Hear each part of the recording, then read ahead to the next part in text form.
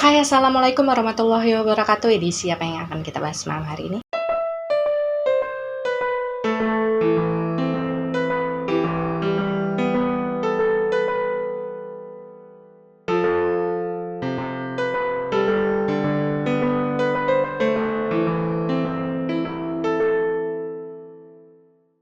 Ya, hari ini kita akan masuk ke dalam edisi Rekam Misteri setelah sekian lama kita hanya membahas tentang dongeng malam saja. Dan cerita yang akan kita bahas malam hari ini adalah cerita seseorang yang ingin disebut saja namanya sebagai Ratih. Sebelumnya ada beberapa orang yang pernah request kepada saya, "Kak, kapan-kapan angkat lagi dong kisah Rekam Misteri yang membahas tentang cerita-cerita yang terjadi di gunung," gitu kan. Dan ya malam hari ini akan saya kabulkan permintaan kalian. Ini adalah sebuah cerita yang berhubungan dengan pendakian gunung. Tapi sebelum kita membahas lebih jauh tentang cerita ini, disclaimer dulu untuk kalian yang baru pertama kali nonton video ini, bahwasanya edisi Rekam Misteri adalah edisi di mana kita akan sama-sama mendengarkan kisah dari teman-teman kita di luar sana yang mengirimkan ceritanya kepada saya melalui email yang ada di description box. Dan perihal nanti kalian akan percaya atau tidak dengan cerita itu sudah menjadi hak kalian. Yang terpenting adalah bagaimana caranya kita bisa saling menghargai dan juga saling menebarkan energi yang positif. Dan cerita ini sebenarnya sudah saya dapatkan dari tahun 2023, itu sekitar bulan Agustus atau September. Cuman memang pada saat itu ada beberapa hal yang pada akhirnya membuat saya keep dulu cerita ini. Saya melakukan beberapa hal dulu terhadap Ratih, pemilik cerita ya. Ada beberapa yang harus saya cross check dengan beliau hingga pada akhirnya ya oke lah. Malam hari ini akhirnya cerita ini akan tayang dan kalian simak sama-sama. Dan nanti di akhir cerita mungkin kalian akan paham apa yang menjadi alasan saya sekian lama mengkeep cerita ini, harus mengkonfirmasi beberapa hal juga mengenai cerita ini. Dan juga yang menjadi salah satu alasan kenapa pada akhirnya saya dan Ratih ini memutuskan untuk merahasiakan nama gunung yang nantinya akan menjadi latar belakang dari cerita ini. Pokoknya kalian harus saksikan cerita ini sampai habis, sampai kelar, supaya kalian benar-benar bisa tahu alasannya, kalian juga bisa tahu latar belakangnya dengan jelas. Dan mohon maaf kalau misalkan ini terlalu panjang lebar intronya. Tanpa berlama-lama, mari kita saksikan bersama cerita ini selengkapnya. Dan ya, Ratih mengawali kisahnya ini dengan mengatakan bahwasanya kisah yang terjadi pada diri dia waktu itu adalah sebuah kisah mistis ya, bisa dikatakan yang tidak akan pernah dia lupakan seumur hidupnya, karena memang kisah yang dialaminya saat itu mengandung banyak sekali pembelajaran yang kemudian bisa dia ingat. Dan kisah ini terjadi sekitar tahun 2012 ketika saat itu Ratih ini berusia sekitar 24 tahunan. Dan di dalam kisah ini juga akan ada beberapa part gitu ya, maksudnya part dari seseorang yang sangat dekat dengan Ratih, teman baiknya gitu ya, bestinya si Ratih, yang di sini kita sebut saja namanya adalah Tina. Dan Ratih bilang hubungan yang terjalin antara Ratih dan juga Tina ini memang sangat dekat ya, karena memang sejak SD mereka tuh udah berangkat bareng, sekolah bareng gitu ya, pokoknya mainnya udah bareng lah. Mereka juga tetanggaan dan orang tua mereka juga saling dekat. Bahkan gak jarang si Tina ini sering nginep di rumahnya si Ratih, begitu juga sebaliknya. Dan di suatu hari ketika usia 24 tahun itu ya, Ratih ini mengalami apa ya, bisa dibilang putus cinta yang paling menyakitkan lah bagi dia. Karena memang pada saat itu dia pacarannya udah lama dengan seseorang ini dan sudah berpikir untuk melangkah ke jenjang yang lebih serius, tapi pada akhirnya takdir memang memutuskan hal yang lain untuk hubungan dia dan juga mantan kekasihnya waktu itu. Dan putus cinta tersebut pada akhirnya membuat si Ratih ini ngerasa kayak benar-benar down. Dan ketika dalam keadaan dia down itu, dia sering nangis kan, ya mengingat masa lalunya waktu itu. Ratih bilang dia ini sering main ke rumah Tina pada akhirnya, karena rumah mereka kan deket-deketan. Dan di suatu malam ketika si Ratih ini lagi curhat gitu ya sama Tina, waktu itu Tina ini menyarankan, nginep aja di rumah gue, kita nonton bareng gitu kan, kita menghabiskan malam bareng sambil dengerin lo curhat. Dan ketika si Ratih ini kemudian menginap di rumahnya si Tina, mereka menghabiskan malam panjang gitu ya, tanpa tidur sama sekali. Jadi si Ratih ini benar-benar ceritain semua masalahnya dia sampai pagi, mereka nonton drakor bareng gitu kan. Dan saat itulah kemudian si Tina ini mengusulkan kepada Ratih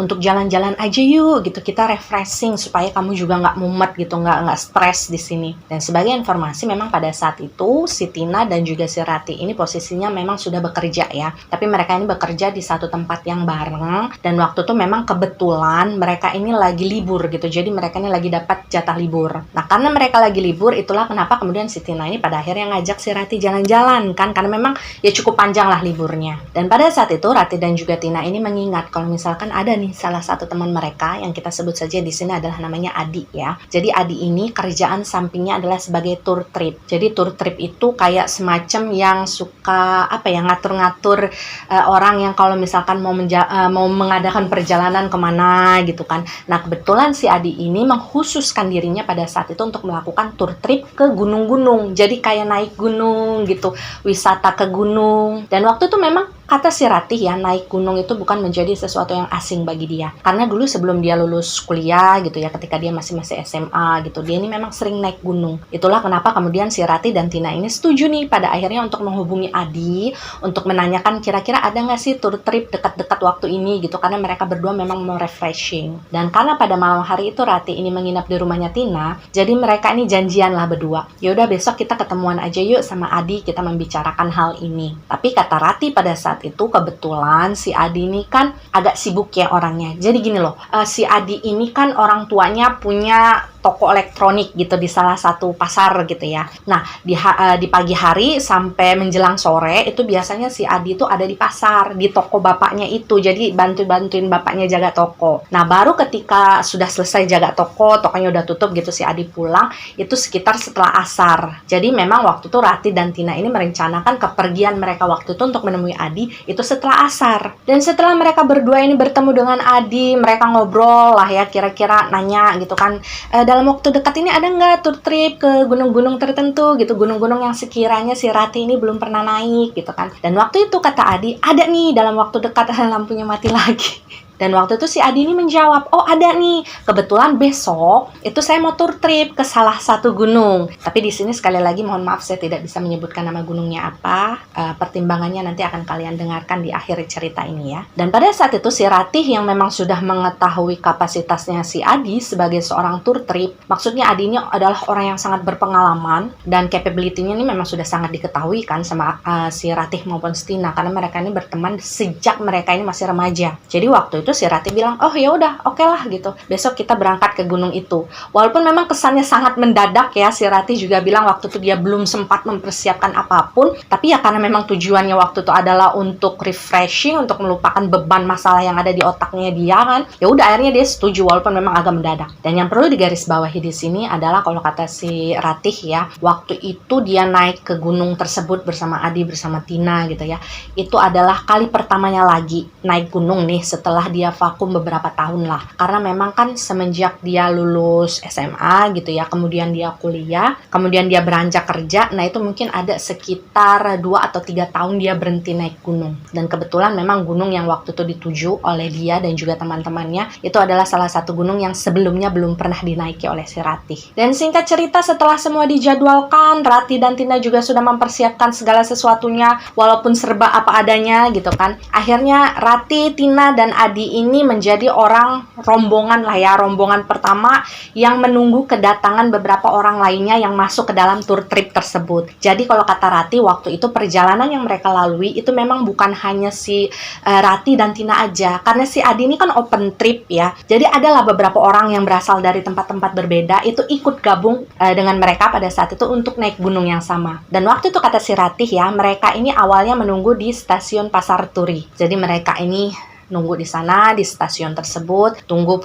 akhirnya datanglah 2 orang yang lainnya, itu sepasang kekasih, jadi cowok sama cewek. Nah, mereka ini sama-sama memulai perjalanan mereka dari stasiun tersebut, jumlahnya ada 5 orang. Dan kata Ratih ketika mereka naik kereta gitu ya, kemudian keretanya berhenti di beberapa stasiun gitu. Nah, nanti naik lagi nih, ada 2 orang, nanti ada 3 orang gitu, yang rupanya itu ikut gabung di dalam open trip tersebut. Jadi memang rame-rame. Dan kalau dihitung kata Ratih mungkin sekitar 9 orang lah total yang akhirnya ikut di dalam open trip itu ya, termasuk dia dan juga si Tina. Dan sebenarnya kalau ditanya siapa-siapa aja gitu kan ya namanya, kalau kata Ratih dia memang nggak terlalu inget, karena ketika itu mereka jalan bareng, kebanyakan si Ratih tuh kalau ngomong atau ngajak ngobrol mereka, kebanyakan itu hanya sekedar kayak manggil Mbak, Mas gitu, jadi nggak manggil nama. Dan karena pada saat itu memang open trip yang dilakukan oleh si Adi ini sifatnya itu santai, jadi bukan open trip yang dijadwalkan tektok 1 hari harus sudah nyampe gitu. Enggak, Jadi kalau kata si Rati, waktu itu mereka naik kereta ke kota tempat di mana gunung tersebut berada gitu ya. Nah, mereka ini sampai di kota tersebut itu sore hari, sekitar jam 3. Dan ketika mereka sampai di sana, mereka kan menuju base camp dari gunung tersebut ya. Nah, ketika mereka sampai di base camp, waktu itu memang jadwalnya mereka ini nggak langsung naik ke gunung. Jadi mereka ini dipersilahkan oleh si Adi ini untuk istirahat dulu di salah satu rumah waktu itu yang ada di bawah kaki gunung yang memang sudah dijadikan base camp. Dan waktu itu si Adi ini bilang ya kepada Rati, kepada Tina dan yang lainnya, kalian istirahat aja dulu, makan-makan dulu gitu kan, isi tenaga dulu, baru nanti besoknya sekitar jam 4 subuh kita akan mulai berjalan nih untuk naik gunung. Dan di sini nih si Rati ini agak sedikit membahas tentang kesan yang dia dapatkan ketika dia lagi istirahat kan ya di base camp gitu. Kemudian kan kalau kalian inget nih, tadi kan ada anggota open trip yang ikut juga yang sepasang kekasih tuh yang cewek sama cowok. Waktu itu kan ya namanya orang pacaran ya pasti kan nempel terus, deket-deketan terus, kayak saling memberikan perhatian satu sama lain gitu kan. Nah si Rati ini yang baru aja putus cinta gitu kan, ya mau nggak mau kan dia melihat hal tersebut terjadi di depannya. Jadi dia tuh kayak ngerasa keinget lagi sama kenangan-kenangan yang sebenarnya pengen dia lupain. Dan karena waktu itu si Rati ini agak terganggu dengan ya pemandangan yang terjadi di depannya, yang sepasang kekasih tadi yang terasa seperti mengusik masa lalu yang ingin dia lupakan gitu kan. Akhirnya si Rati ini memutuskan untuk keluarlah dari dalam bangunan base camp tersebut. Bukan karena bete sama mereka berdua ya, enggak. Itu cuman murni karena permasalahan hati dia aja kan waktu itu. Jadi si Rati ini memutuskan untuk ya udahlah duduk-duduk aja di luar gitu sambil menikmati angin semilir. Kan kalau suasana gunung itu kan dingin-dingin gimana gitu kan ya. Ya sesekali ngedengerin lah suara orang-orang ngobrol, pendaki lain yang mungkin berbeda grup open tripnya, tapi kan waktu itu mereka bercampur ya jadi satu di base camp tersebut. Dan ketika si Rati ini duduk-duduk sendirian di depan gitu ya, jadi kayak halaman, kayak apa ya, kalau kata Rati itu jadi di depan rumah base camp tersebut itu halamannya tuh cukup luas, kayak rumput-rumput gitu, dan banyak kayak batu-batu, banyak kayak kursi-kursi kayu yang memang disediakan di sana untuk para pendaki beristirahat. Dan waktu itu ketika si Rati duduk di sana, dia kan bengong ya, karena memang dia nggak kenal siapapun kan di luar situ. Semua anggota open trip yang dia ikut itu lagi istirahat di dalam. Nah waktu itu mungkin sekitar 10 menit lah si Rati sendirian di luar. Dia ini nggak menyangka ketika kemudian si Adi ini ngikut nih menghampiri dia. Dan waktu itu Adi ini datang menghampiri si Rati sambil membawa satu buah pop mie gitu yang udah diseduh. Dan waktu itu si Adi ini bilang, nih dimakan. Dan kata si Rati ya, karena memang posisinya dia dan Adi ini kan udah sama-sama berteman lama juga, sama kayak dengan si Tina. Dan kebetulan memang si Adi juga kenal sama mantan pacarnya si Ratih yang sedang ingin dia lupakan. Jadi waktu itu cerita lah akhirnya si Ratih ini kan kepada Adi, gue baru aja putus gitu kan, begini begitu. Dan waktu itu memang Adi cuma bilang, ya udah gue turut prihatin, gue nggak nyangka kalau misalkan lo sama dia ini nggak bakalan jadi. Karena memang kalau kata Ratih ya, hampir semua circle-nya mereka itu udah ngebayangin bahwasanya si Rati ini pasti jadi sama mantan pacarnya. Karena hubungan mereka ini udah sangat lama dan sudah sangat dekat. Waktu itu kata Rati ya, Adi ini sempat memberikannya beberapa lah kata-kata semangat gitu kepada Rati. Udah jangan dipikirin gitu kan, harus bisa move on gitu. Dan ada satu nasihat yang diberikan oleh Adi waktu itu kepada Rati, dan Rati ini masih ingat sampai sekarang. Adi tuh bilang gini, nanti kalau udah naik ke gunung, lupain semua masalah kamu, jangan sampai kepikiran yang macem-macem. Rati waktu itu sempet nanya kan, emang kenapa gitu. Karena dia kira si Adi ngomong begitu tuh ya hanya sekedar bercanda aja gitu kan. Nah waktu itu si Adi ini kembali menjawab, enggak sih, enggak kenapa-napa juga sebenarnya. Gue juga gak mau nakut-nakutin. Cuma terkadang yang namanya pendaki gitu kan, secara psikologis itu pasti berbeda ketika dia sudah berada di atas puncak gunung. Dan gue gak mau aja kalau misalkan nantinya lo kepikiran yang macem-macem dan pada akhirnya memberikan sugesti. Takutnya ada terjadi apa-apa di atas. Karena mungkin maksudnya Adi gini loh, si Rati ini kan dalam keadaan sedih ya. Ketika nanti si Rati ini mungkin ada di puncak, takutnya dia merasakan euforia yang terlalu tinggi, terlalu excited dengan apa yang dia lihat di sana. Takutnya malah si Rati ini nantinya nggak mau turun gitu. Ngerti nggak sih kalian guys? Saya pengen ngomong tapi berat. Jadi gini ya, dulu kan saya waktu zaman sebelum masa-masa kuliah gitu, saya juga sering beberapa kali naik gunung, dan saya selalu diwanti-wanti sama orang, sama yang sudah senior, kalau kita lagi naik gunung jangan sekali-kali nanti kalau kita udah di atas kepikiran bahwa saya pengen di sini aja terus lah, di sini kayaknya enak gitu, saya pengen selamanya di sini gitu, atau kepikiran gue nggak mau pulang gue malas pulang gue pengen di sini aja gitu. Itu nggak boleh. Kalau misalkan ditanya hubungan mistisnya apa Kak dengan omongan-omongan seperti itu? Gimana ya, saya nggak mau segala sesuatu dihubungkan dengan mistis juga, enggak gitu. Cuma maksudnya gini, itulah yang disebut dengan sugesti. Dan ya terserah sih kalian mau percaya atau enggak dengan sugesti macam itu. Ketika seseorang itu sudah memasang sugesti di dalam dirinya gitu ya, yang kemudian menjadi tolak ukur dari apa yang akan dia lakukan nantinya. Misal, gue nggak mau turun, gue pengen di sini terus gitu. Nantinya tuh jalan kalian turun atau ketika kalian mau pulang itu akan susah, rasanya itu akan berat kalau secara logika seperti itu. Dan sorry kalau misalkan harus ngebahas ini ya, karena memang ini ada relate-nya sedikit dengan ceritanya si Rati, supaya kalian juga nggak bertanya-tanya emangnya kenapa sih nggak boleh ngomong yang macam-macam kalau di atas gunung. Ini saya menjelaskan dari segi logikanya aja, kita nggak perlu mengaitkan segala sesuatu dengan hal mistis. Dan kita kembali lagi ke kisahnya si Rati ketika dia kemudian mendapatkan saran seperti itu dari Adi kan. Ya waktu itu si Rati yang ngangguk-ngangguk aja, karena memang kan dia percaya bahwasanya meskipun pada saat itu mereka ini seumuran, dia sama Adi seumuran gitu, bagaimanapun kan ketika itu Ratih ini adalah anggota rombongannya si Adi. Jadi si Adi ini harus bisa dihormati lah gitu ya, segala sesuatu yang menjadi omongan dia ataupun keputusannya. Dan singkat cerita keesokan harinya ketika jam 3 subuh kata Ratih dia ini udah kebangun sendiri. Jadi sebelum dibangunin sama Adi dia udah kebangun. Dan waktu itu memang seiring berjalannya waktu, ketika dari jam 3 menuju ke jam 4 gitu, karena mereka kan janjiannya sebenarnya jam 4 kan mau naik ke atas. Cuma waktu itu kata Rati ketika kemudian sudah jam setengah 4 gitu, satu persatu anggota open trip mereka juga udah bangun gitu kan. Ada satu hal yang mungkin tidak terukur sama jadwalnya mereka, yaitu mereka ini harus ngantri cukup lama di kamar mandi, karena waktu itu kan orang yang mau naik gunung itu lumayan banyak. Dan pada akhirnya waktu jadwal mereka ini molor lah beberapa saat. Yang awalnya pengen naik ke atas gunung itu jam 4 subuh, pada akhirnya mereka baru bisa jalan ke atas gunung itu sekitar jam setengah 6. Dan ada satu hal yang ingin di-highlight oleh si Ratih dalam cerita ini, di bagian ininya ya.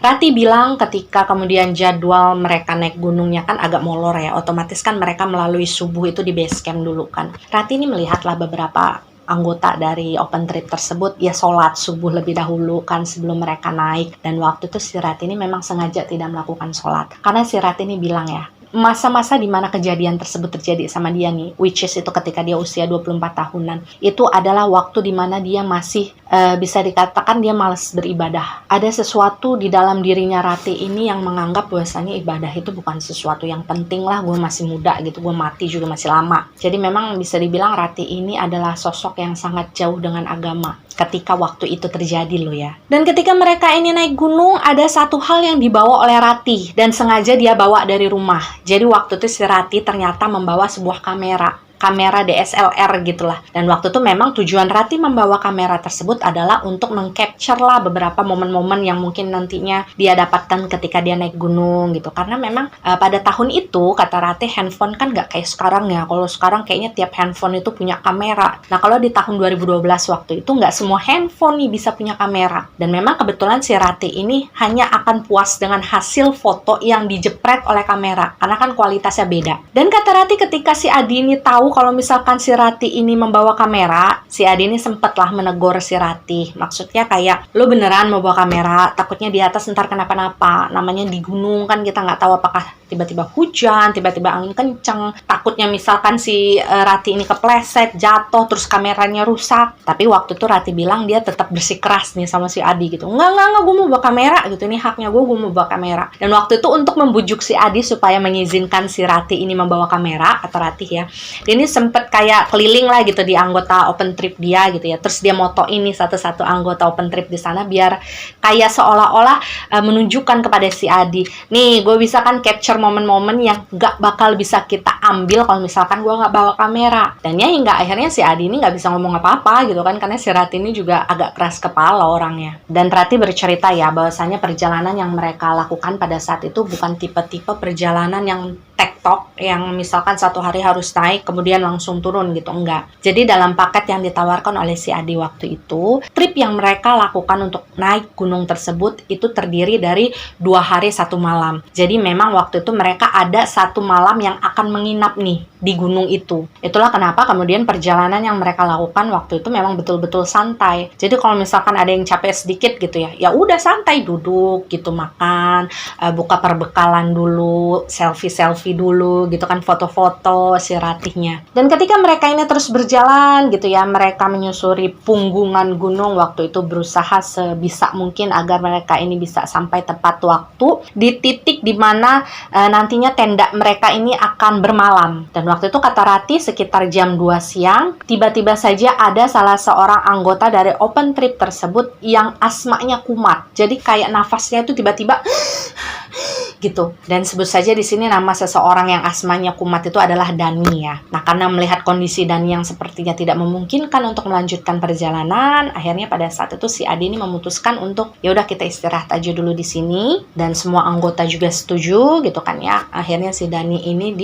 pinggirin lah di tempat yang aman, yang di luar dari jalur trek pendakian orang-orang. Dan memang untungnya si Dani ini selalu membawa inhaler gitu di dalam tas dia. Saya nggak tahu nama obatnya apa, tapi kalau misalkan orang asma itu kan obatnya yang disemprot gitu ya. Nah, kata si Ratih untungnya si Dani memang membawa obat itu. Si Adi ini berusaha keras lah untuk menenangkan si Dani, untuk memberikan semangat. Ayo jangan nyerah, nggak apa-apa, kita nungguin kamu di sini gitu. Nah, ketika kemudian mungkin si Dani ini agak lama istirahatnya, juga kelihatan dari kondisi fisiknya kayaknya nggak mungkin nih, kayaknya ngelanjutin lagi ke atas gitu. Akhirnya si Adi ini mengumpulkan semua anggotanya waktu itu, kemudian dia ini bicara seperti ini. Ini gimana ya kalau misalkan kita membangun tenda untuk bermalamnya di sini aja. Jadi gini loh, seharusnya titik tempat di mana tenda bermalam mereka itu ada, mungkin jaraknya masih sekitar 1 jam sampai 2 jaman lah kalau ditempuh jalan kaki. Nah, waktu itu kata Ratih kebetulan memang ketika si Dani ini asmanya kambuh, kemudian dia istirahat sebentar, itu lokasinya memang cukup landai. Jadi mungkin kalau dibangun kayak 3 atau 4 tenda muat lah. Dan sebenarnya kalau kata Ratih ya,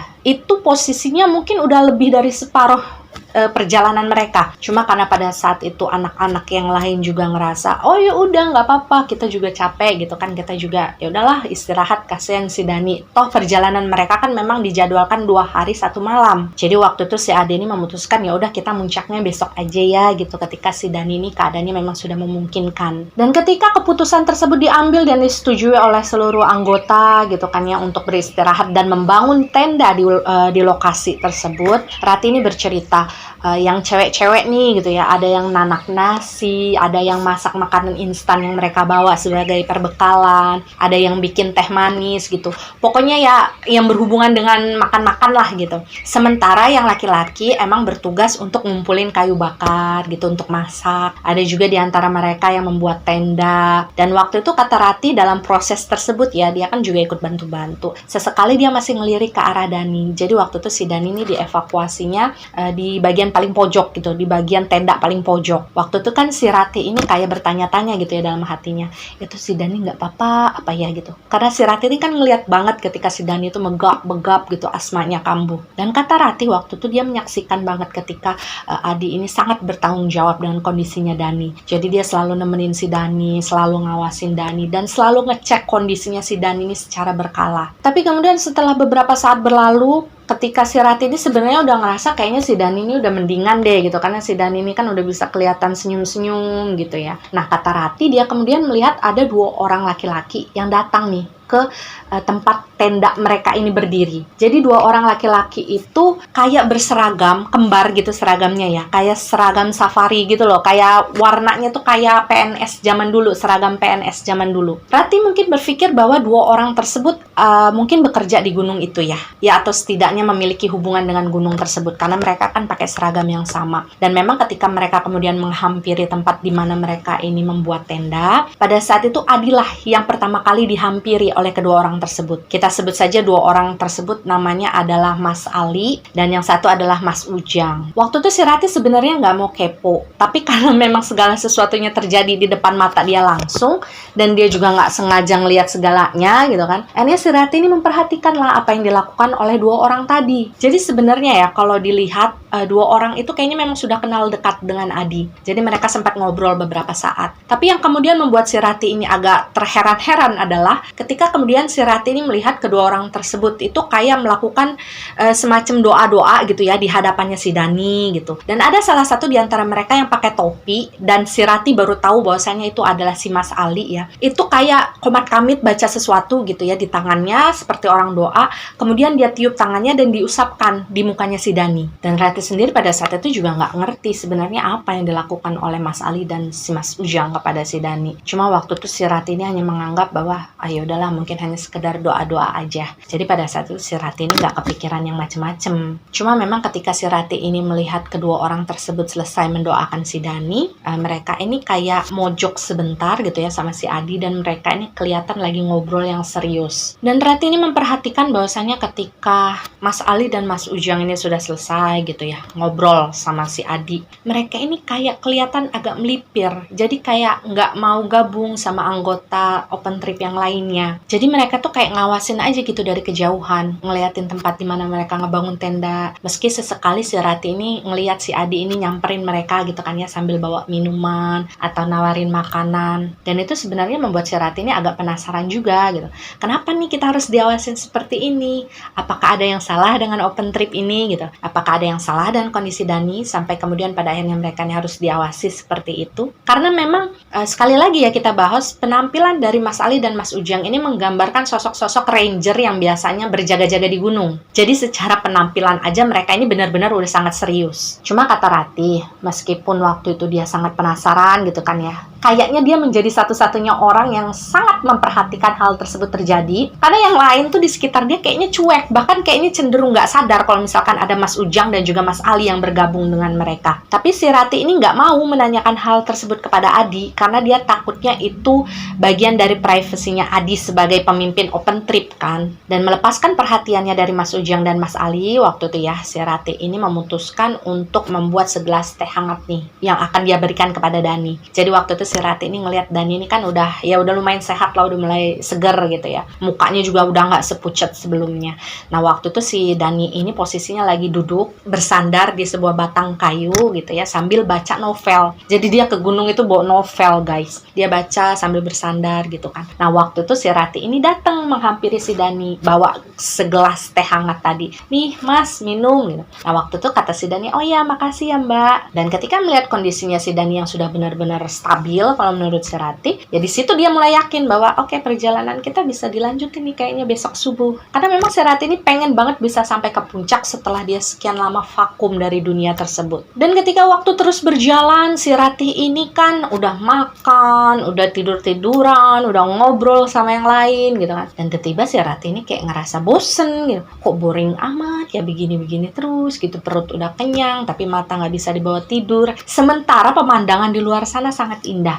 Jadi kata Rati, mereka itu buka tendanya pada saat itu kayak semacam di sabana gitu ya. Jadi kayak padang-padang rumput gitu yang sekelilingnya itu banyak bebatuan-bebatuannya, pohon-pohonnya juga ada tapi nggak terlalu rapet. Nah itulah yang kemudian membuat si Rati ini kepikiran, ih ini kayaknya kalau foto-foto di sini kayaknya bagus gitu kan pemandangannya. Dan Rati ingat benar ketika pada akhirnya dia memutuskan untuk mengambil kameranya kan dari dalam tenda, foto-foto gitu. Waktu itu jam menunjukkan sekitar jam 4 sore. Jadi dia keluar dari tendanya dan dia inget banget waktu itu langit masih sangat terang. Nggak ada sama sekali tanda-tanda pengen hujan atau gimana-gimana gitu. Dan waktu itu si Rati ini memutuskan untuk mengajak si Tina nih dalam perjalanannya untuk motret-motret di sekitar. Dan waktu itu si Rati bilang kepada Tina, Tin, foto-foto yuk, kita jarang-jarang loh ada di gunung gitu. Dan kata Rati pada saat itu dia sebenarnya sudah meminta izin kepada si Adi. Karena bagaimanapun kan si Adi adalah ketua rombongan mereka. Dan sebenarnya kata Rati ya, ketika dia meminta izin kepada Adi, waktu itu si Adi ini langsung mengizinkan loh. Cuma memang mengingatkan agar jangan terlalu lama. Dan karena waktu itu si Rati merasa sudah diizinkan gitu kan ya sama si Adi, akhirnya dia pergilah sama si Tina kan. Tapi baru beberapa langkah, kata si Rati, dia kemudian dipanggil lagi sama si Adi. Dan kata Rati ketika kemudian dia menoleh, ketika si Adi tadi manggil ya, waktu itu sekilas si Rati ini ngeliat Mas Ujang dan Mas Ali ini kayak ngomong sesuatu nih sama Adi. Dan gak lama setelah ngomong sama si Mas Ujang dan Mas Ali, si Adi ini langsung nyamperin si Tina kan. Jarak mereka kan agak jauh, karena memang mereka berdua kan tadinya udah jalan kan, udah pergi dari tenda mereka. Nah ketika si Adi ini nyamperin si Rati, dia ngomong gini, Rati, rencananya bisa gak dibatalin dulu? Kayaknya sebentar lagi mau hujan. Takutnya nanti kalian ada apa-apa di luar sana. Dan kata Rati, waktu itu dia langsung ngerasa kayak, ih apaan? Kok tadi ngizinin tiba-tiba dilarang gitu kan? Jadi si Rati ini kayak ngerasa, ih kayaknya Mas Ujang sama Mas Ali deh yang mempengaruhi si Adi supaya ngelarang kita buat pergi gitu. Jadi waktu itu si Rati ngomong kan sama si Adi, agak judes lah gitu ya, agak sinis. Emang kenapa sih gitu? Ini langit masih terang loh, pengen hujan dari mananya? Dan waktu itu si Adi ini cuma bilang gini, udah nurut aja Rati. Nah karena sejak awal si Rati nih kayak udah ngerasa kayak agak curiga gitu kan dengan Mas Ujang sama Mas Ali. Kenapa sih mereka ngawasin kita terus gitu kan. Akhirnya pada saat itulah si Rati ini memberanikan diri untuk nanya sama si Adi. Emang dua orang itu siapa sih Di? Kok dari tadi kayaknya ngatur-ngatur melulu? Nah waktu itulah si Adi menjelaskan. Mereka berdua seniornya saya. Mereka berdua udah banyak pengalaman di gunung. Jadi ketika mereka memberi masukan, tolong jangan dilawan. Tapi karena dasarnya si Rati ini keras kepala, dia sendiri yang bilang seperti itu. Jadi ketika si Adi ini mencegah dia dengan berbagai macam alasan, waktu itu si Rati tetap bersikeras dengan maunya dia. Jadi dia nunjukin nih pada si Adi, itu langit terang loh, pengen hujan dari mana? Dan saat itulah kata si Rati, si Adi ini diem aja. Jadi mungkin dia agak bingung ya, satu sisi omongannya si Rati benar juga, maksudnya langit terang kayak nggak ada tanda-tanda hujan gitu. Tapi di satu sisi dia harus menuruti seniornya yang pada saat itu memberikan saran agar Rati dan juga Tina ini nggak pergi dari sana. Dan waktu itu Rati ini kembali membujuk si Adi ya, agar memberikan dia izin. Saya cuma sebentar cuma pengen foto-foto doang, nggak akan lama. Dan entah bagaimana prosesnya ya, yang jelas kayaknya si Mas Ali dan Mas Ujang ini kayak tahu nih, kalau pada saat itu si Rati sama si Tina ini kayak nggak mau nurut dengan sarannya mereka. Jadi pada saat itu Mas Ali ini mengatakan sesuatu lah kepada mereka bertiga dengan suara yang agak lantang. Karena memang posisi mereka kan agak berjauhan ya. Waktu itu Mas Ali bilang gini, ya udah kalau misalkan kalian pengen tetap pergi, biarin ditemenin sama Mas Ujang. Dan waktu itu kata Rati dia udah nggak bisa ngelawan lagi ya. Maksudnya kayak dia ngeliat ekspresi mukanya si Adi juga kayak udah nggak bisa dinegosiasi lagi gitu. Kayak si Adi ini udah benar-benar ya udah mantep dan keputusan tersebut. Kalian boleh pergi, boleh foto-foto, tapi ditemenin sama Mas Ujang. Dan Rati juga sebenarnya nggak tahu gitu kenapa, apa yang menjadi alasan pada saat itu kayaknya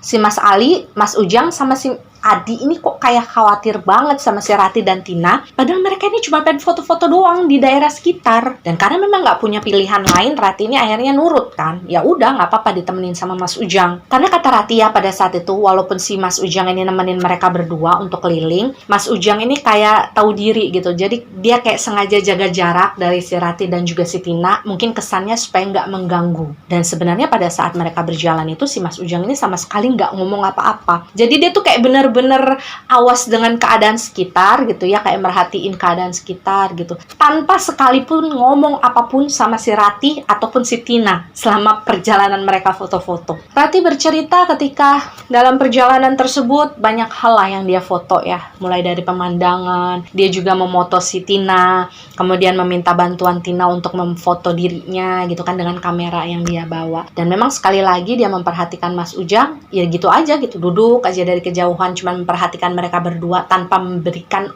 instruksi apapun pada saat itu. Dan jujur aja waktu itu si Rati ini memang nggak inget ya berapa lama waktu yang mereka habiskan untuk keliling di daerah sekitar. Yang jelas lebih dari 1 jam kalau kata si Rati. Dan waktu itu memang dia ini baru sadar kalau jarak yang mereka tempuh, mereka ini jalannya udah lumayan jauh gitu. Jadi ketika si Rati ini agak nengok ke arah belakang, area tempat di mana mereka membangun tenda, waktu itu tenda-tenda mereka itu kelihatannya udah pada kecil-kecil gitu saking jauhnya mereka. Dan waktu itu kata Rati ada titik di mana si Tina ini ngerasa capek. Jadi dia nih ngomong sama Rati, gue capek lah, gue nunggu sini dulu gitu kan. Kalau lo mau foto, yaudah lanjutin aja gitu. Jadi pada saat itu si Tina ini memutuskan untuk duduk di satu titik, sementara si Rati ini memutuskan untuk tetap jalan karena dia masih pengen foto-foto terus. Nah waktu itulah entah berapa menit kemudian lah ya, si Rati waktu itu bilangnya dia nggak terlalu memperhatikan waktu. Tapi ya mungkin sekitar 15 menit kemudian lah ya katakan.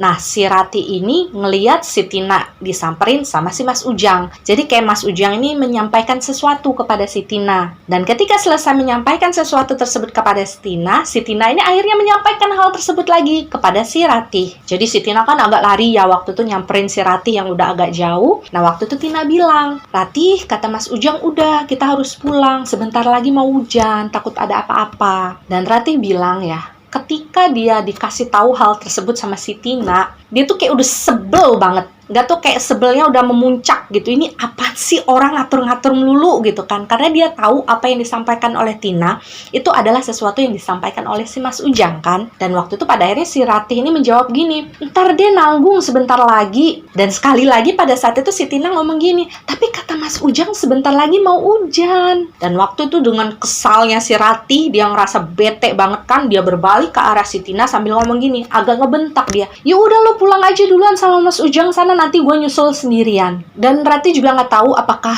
karena bentakannya itu si Tina mungkin ngerasa bete juga kan, kayak gue cuman ngasih tahu masa gue ikut dimarahin gitu kan. Akhirnya si Tina ini udahlah nggak ngeladenin si Ratih lagi. Akhirnya dia nurut nih sama omongannya Ratih, dia berbalik lah nyamperin si Mas Ujang. Nah Ratih juga nggak tahu apakah Tina mengadu sesuatu atau enggak gitu kan sama si Mas Ujang. Yang jelas pada saat itu si Ratih ini kembali melanjutkan jalannya. Jadi dia bersikeras untuk tetap memfoto pemandangan yang ada di sekitar dia tanpa sama sekali menggubris apa yang dikatakan oleh Mas Ujang. Dan kata Ratih ketika dia berjalan gitu ya, jadi dia tuh jalan posisinya gini loh guys. Ini misalkan kamera ya, dia itu jarang memperhatikan jalanan yang ada di depan dia. Jadi dia tuh terlalu fokus dengan layar yang ada di kamera dia gitu ya.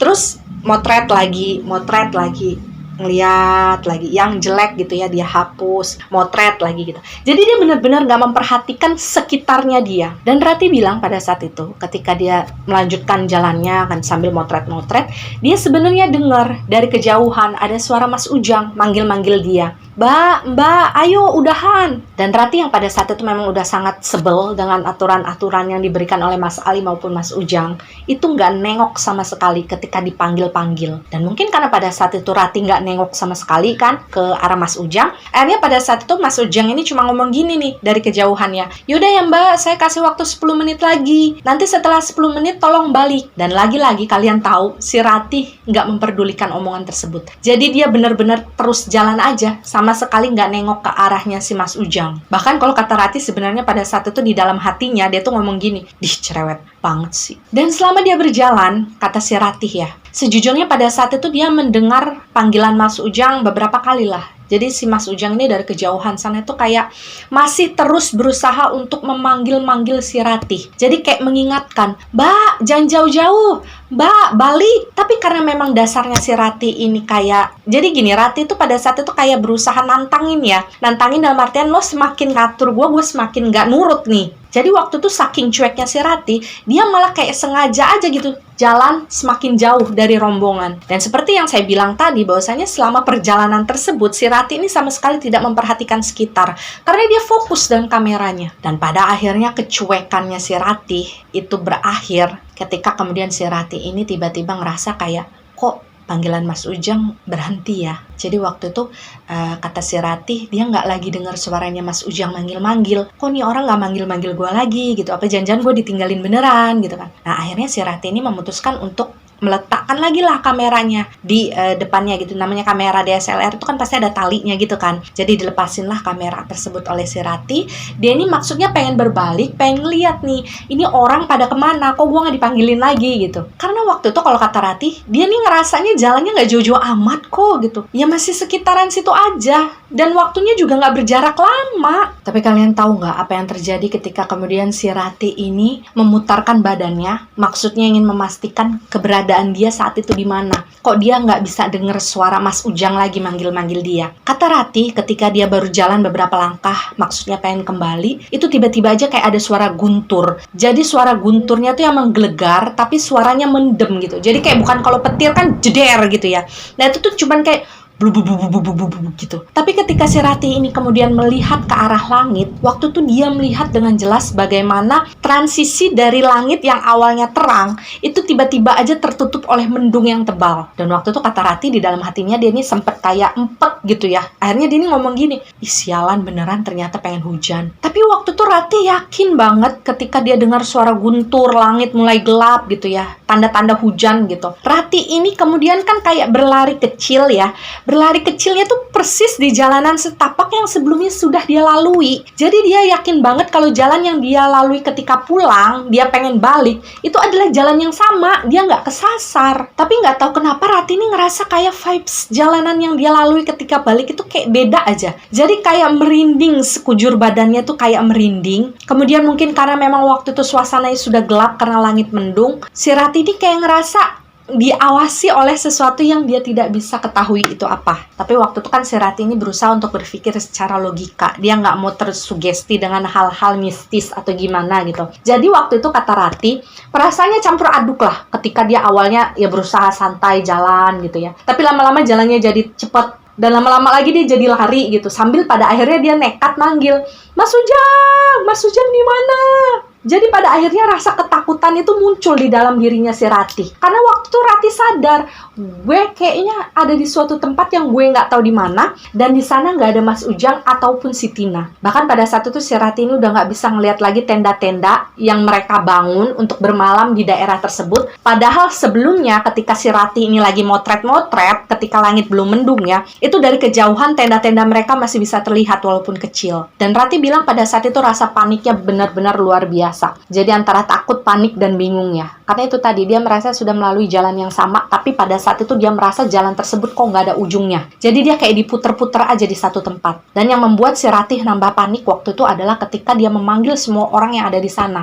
Jadi mulai dari Mas Ujang dia panggil, dari si Tina dia panggil, Adi pun dia panggil, tapi tidak ada satupun dari orang-orang yang dia panggil waktu itu menjawab panggilannya. Jadi benar-benar suasana dia tuh hening, cuma ditemenin sama suara guntur aja yang sesekali masih terus bunyi. Dan kata Ratih ya waktu itu, dia butuh waktu beberapa saat lah untuk tidak menyerah pada kenyataan. Jadi si Ratih ini masih berusaha untuk percaya bahwasanya, enggak, gue nggak kesasar, gue pasti nemuin jalan. Ratih ini tetap berlari, dia berusaha untuk mengingat jalan mana yang gue lewatin tadi gitu kan. Tapi kemudian ketika si Ratih ini udah lama berjalan, dia bahkan udah ngerasa kakinya tuh sakit. Saking dia udah berlari cukup jauh sebenarnya mungkin ya, tapi dia tidak menemukan tempat yang dia cari. Jadi pada saat itu kata Ratih, dia sampai di satu titik di mana dia pasrah. Karena dia udah mulai mencerna segala sesuatunya.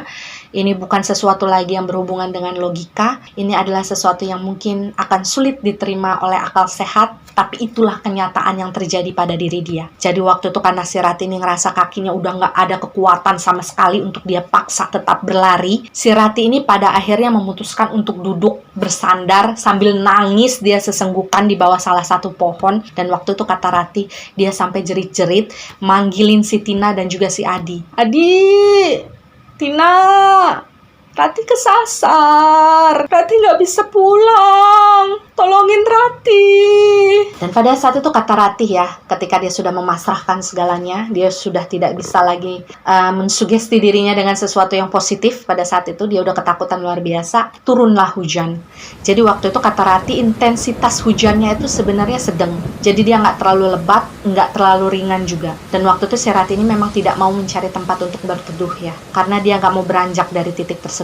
Dia masih sangat berharap bahwasanya ada keajaiban yang pada akhirnya bisa membuat adalah salah satu orang mungkin yang nggak sengaja jalan lewat situ bisa menemukan si Ratih. Ratih bertahan di tempat tersebut, di titik di mana dia nangis kemudian hujan-hujanan, itu mungkin sekitar 20 menitan kata Ratih. Dan waktu itu si Ratih sudah sadar bahwa kamera yang dia bawa, yang dia gantungkan di lehernya itu sudah pasti rusak. Karena dia nggak bisa ngumpetin itu kamera. Walaupun dia bawa jaket, dia sempat ngumpetinnya di dalam jaket dia gitu, dilindungi. Ya namanya hujan terus-terusan kan, ya kamera itu ikut basah karena jaketnya juga basah. Dan pada saat itulah akhirnya si Ratih ini kepikiran gini, gue nggak mau mati gara-gara hipotermia. Karena misalkan dia terlalu lama kena air hujan kan, takutnya dia kedinginan dan dia nggak bisa kontrol itu. Akhirnya pada saat itulah si Ratih ini memutuskan untuk oke, gue berusaha untuk jalan walaupun kakinya waktu itu udah sakit, cari tempat berteduh. Setidaknya entah itu pohon yang agak lebih lebat atau syukur-syukur kalau nemuin kayak semacam gubuk. Dan di sini kata Ratih, dia benar-benar pengen kalian ikut merasakan bagaimana ambience atau suasana yang dia rasakan pada saat itu. Dia kedinginan, dia sendirian dalam suasana hujan, lembab, dan gelap karena mendung. Dan Rati bilang waktu itu pada akhirnya dia menemukan salah satu pohon. Jadi pohonnya itu udah roboh sebenarnya, tapi robohnya tuh nggak copot dari batangnya gitu loh. Jadi cuman kayak sekedar begini. Nah, si Rati ini bisa ngumpet di bawah patahan dari batang pohon tersebut. Dan waktu itu kata Rati, mungkin sekitar 5 menit ya dia berlindung di sana dalam keadaan kaki yang udah ngenyut banget. Waktu itu si Rati kembali mendengar ada suara orang yang manggil-manggil dia. Rati, Rati, Rati di mana? Dan karena mendengar suara tersebut, otomatis si Rati ini kan langsung bangkit ya semangatnya untuk pulang. Jadi waktu itu dia langsung keluar dari persembunyiannya. Dia berusaha mencari itu sumber suara dari mana, sambil terus menjawab panggilan tersebut. Ini, Rati di sini, Rati di sini. Dan waktu itu kata Rati, dia sampai lari ke sana ke sini ya. Jadi kayak berusaha mengikuti suara yang manggil-manggil dia, tapi dia nggak ketemu suaranya ada di mana. Jadi kalau kata Rati, dia tuh kayak seolah-olah dibungkus di satu bubble ya, dan orang yang nyari dia ini kayak berkeliling di bubble tersebut, sementara si Rati ini ada di dalam bubble itu dan gak bisa ngeliat orang yang ada di luar bubble tadi. Meskipun si Rati ini berusaha menjawab ya, si Rati ini berusaha untuk menghampiri, gak ada satu orang pun yang pada saat itu memanggil dia, itu menyadari di mana keberadaannya si Rati. Jadi gampangnya ginilah, biar kita gak muter-muter. Si Rati pada saat itu merasa bahwasanya keberadaan dia nih seperti ditutupi oleh sesuatu yang pada akhirnya membuat si Rati ini tidak bisa berinteraksi oleh orang yang berada di luar dari batas sesuatu tersebut. Jangankan berinteraksi ya, bahkan orang yang ada di luar dari batas gaib itu gak bisa melihat keberadaannya si Rati di mana. Meskipun waktu itu si Rati mati-matian berusaha untuk menjawab panggilan-panggilan mereka, bahkan berusaha untuk mengejar keberadaan mereka. Dan usaha Rati untuk bisa menunjukkan dirinya ada di mana gitu ya, baik itu melalui jawaban panggilan-panggilan tersebut dan juga dia berlari ke sana kemari untuk menemukan orang yang memanggil dia, itu nggak sebentar loh, itu cukup lama loh. Dan hal yang dia lakukan tersebut pada akhirnya membuat si Rati ini benar-benar terkuras tenaganya. Jadi karena mungkin dia terlalu excited mendengar orang yang mencari dia gitu kan, akhirnya dia ini nggak memperhitungkan tenaganya lagi pada saat itu. Dia lari ke sana ke sini, benar-benar lari dengan sekuat tenaganya dia, hingga pada akhirnya ketika beberapa saat berlalu, dia juga tidak mendapatkan respon lagi dari orang-orang yang memanggil dia pada saat itu. Rati ini langsung down lah, dia langsung rasa kayak tenaga dia habis luar biasa. Kalian bisa bayangkan kalau kata Rati, dia lari ke sana kemari kayak orang gila begitu, ngejawab panggilan-panggilan yang terus-menerus kedengeran di telinganya dia, itu mungkin sekitar 1-2 jaman. Jadi prosesnya itu ketika dia masih menjawab panggilan-panggilan orang tersebut dengan suara yang masih kenceng gitu ya, sampai akhirnya suara dia tuh serak, suara dia tuh habis. Begitu juga dengan tenaganya dia, yang pada akhirnya membuat si Rati ini langsung lambruk di atas tanah, udah kehabisan tenaga. Dan proses tersebut pada akhirnya membuat si Rati ini menyadari bahwasanya, oke, kayaknya memang ada sesuatu yang gak beres terjadi dengan diri saya. Karena dia sudah berusaha untuk menjangkau orang-orang yang berusaha mencari dia pada saat itu, tapi tidak ada satu orang pun yang menyadari keberadaan dia di mana. Pada akhirnya dia tiba di satu titik ketika dia ini berpikir gini, apa jangan-jangan gue udah mati ya? Apa jangan-jangan gue udah gak hidup lagi? Apa jangan-jangan gue ini sekarang adalah arwah?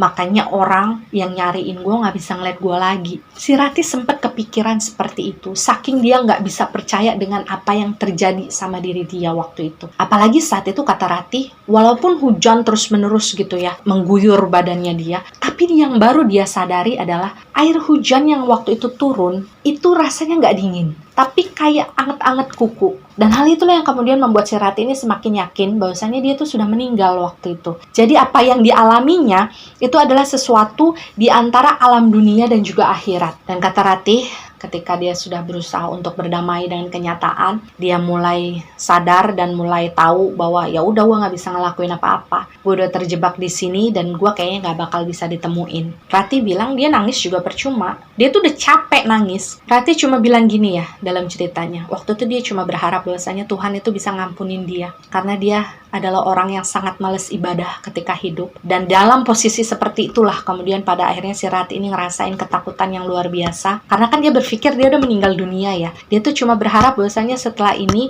dia nggak akan langsung masuk ke neraka. Dan kata Ratih, itu adalah salah satu titik balik di mana kemudian dia di masa depannya ya, itu menjadi menghargai apa yang namanya ibadah. Dan dia berusaha keras untuk tetap melakukan ibadah sesempit waktu apapun yang dia punya, karena itu adalah sesuatu yang wajib. Dan sedikit melipir dari ceritanya si Ratih ya, ada hal yang ingin Ratih sampaikan kepada kalian semua sebelum Ratih melanjutkan ceritanya. Katanya bahwasanya dia nggak peduli apakah kalian akan percaya atau tidak dengan kisah dia ini yang dia alami, karena memang pada dasarnya ketika dia baru-baru saja mengalami hal tersebut sampai kemudian dia kerja melanjutkan hidupnya, waktu itu dia berpikir bahwasanya dia tidak akan pernah mau menceritakan kisah ini kepada siapapun, karena dia tahu kedengarannya sangat tidak masuk akal dan dia yakin tidak akan ada orang yang percaya dengan dia. Tapi ketika kemudian dia mendengarkan beberapa cerita-cerita YouTube gitu, semakin kesini kan makin banyak YouTube yang membahas kisah-kisah yang di atas gunung gitu. Dan pada saat itulah si Ratih ini mulai berpikir bahwasanya sepertinya sekarang orang-orang ini sudah mulai terbuka ya dengan pengalaman-pengalaman yang mungkin tidak bisa dicerna oleh akal sehat manusia. Itulah yang kemudian membuat si Ratih ini memutuskan untuk ya menceritakan kisahnya. Terlepas dari akan bagaimanakah respon dari orang-orang di luar sana yang kemudian mendengarkan kisah beliau. Dan kembali lagi ke ceritanya si Ratih, ketika kemudian dia sudah pasrah dan keadaannya waktu itu, Ratih bilang hujan mulai reda nih. Udah nggak turun hujan lagi, langit juga yang awalnya mendung luar biasa, jadi benar-benar hitam, nggak ada cahaya matahari lagi,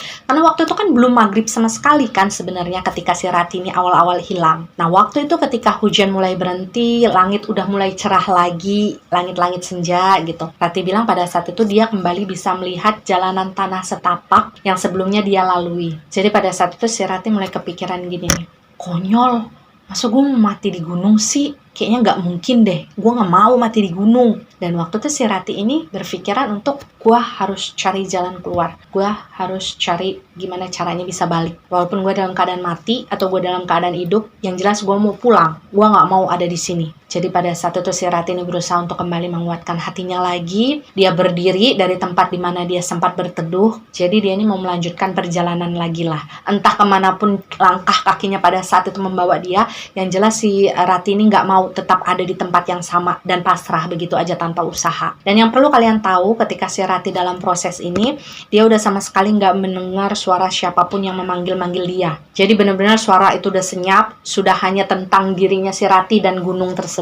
Dan Ratih mulai bercerita ketika dia sudah memantapkan hatinya untuk tetap melangkah gitu. Si Ratih ini mulai memindahkan kamera yang sebelumnya dia gantungkan di depan, dia gantungkan ke belakang. Maksudnya supaya tidak mengganggu langkahnya nanti nih ketika dia berjalan agak cepat. Karena memang pada saat itu Ratih sudah tahu kameranya juga pasti sudah rusak karena kehujanan cukup lama kan. Cuma kalau misalkan dia harus meninggalkan kameranya tersebut, ya dia masih ngerasa sayang. Dan dalam perjalanannya si Ratih dengan sisa-sisa suaranya yang sudah sangat serak, istilahnya dia ngeluarin suara aja kerongkongannya tuh udah sakit. Dia masih berusaha untuk memanggil-manggil temennya. Jadi kayak Adi, Tina, Mas Ujang. Dia masih berharap bahwasanya ada yang bisa mendengar suaranya dia. Dan waktu itu kata Ratih ya, dia benar-benar hanya menuruti instingnya aja dalam berjalan. Jadi kemana arah kakinya melangkah, ya udah dia ikut aja. Karena bagi dia semuanya sama. Hingga kemudian waktu berlalu, maghrib benar-benar datang, jadi perpindahan antara waktu senja ke waktu malam, otomatis kan cahaya yang ada di luar sana kan udah nggak kelihatan apa-apa lagi dong. Apalagi waktu itu kan di daerah gunung, kalian tahulah gunung itu kan pasti banyak pohonnya, cahaya yang masuk ke dalamnya pun pasti akan sangat minim,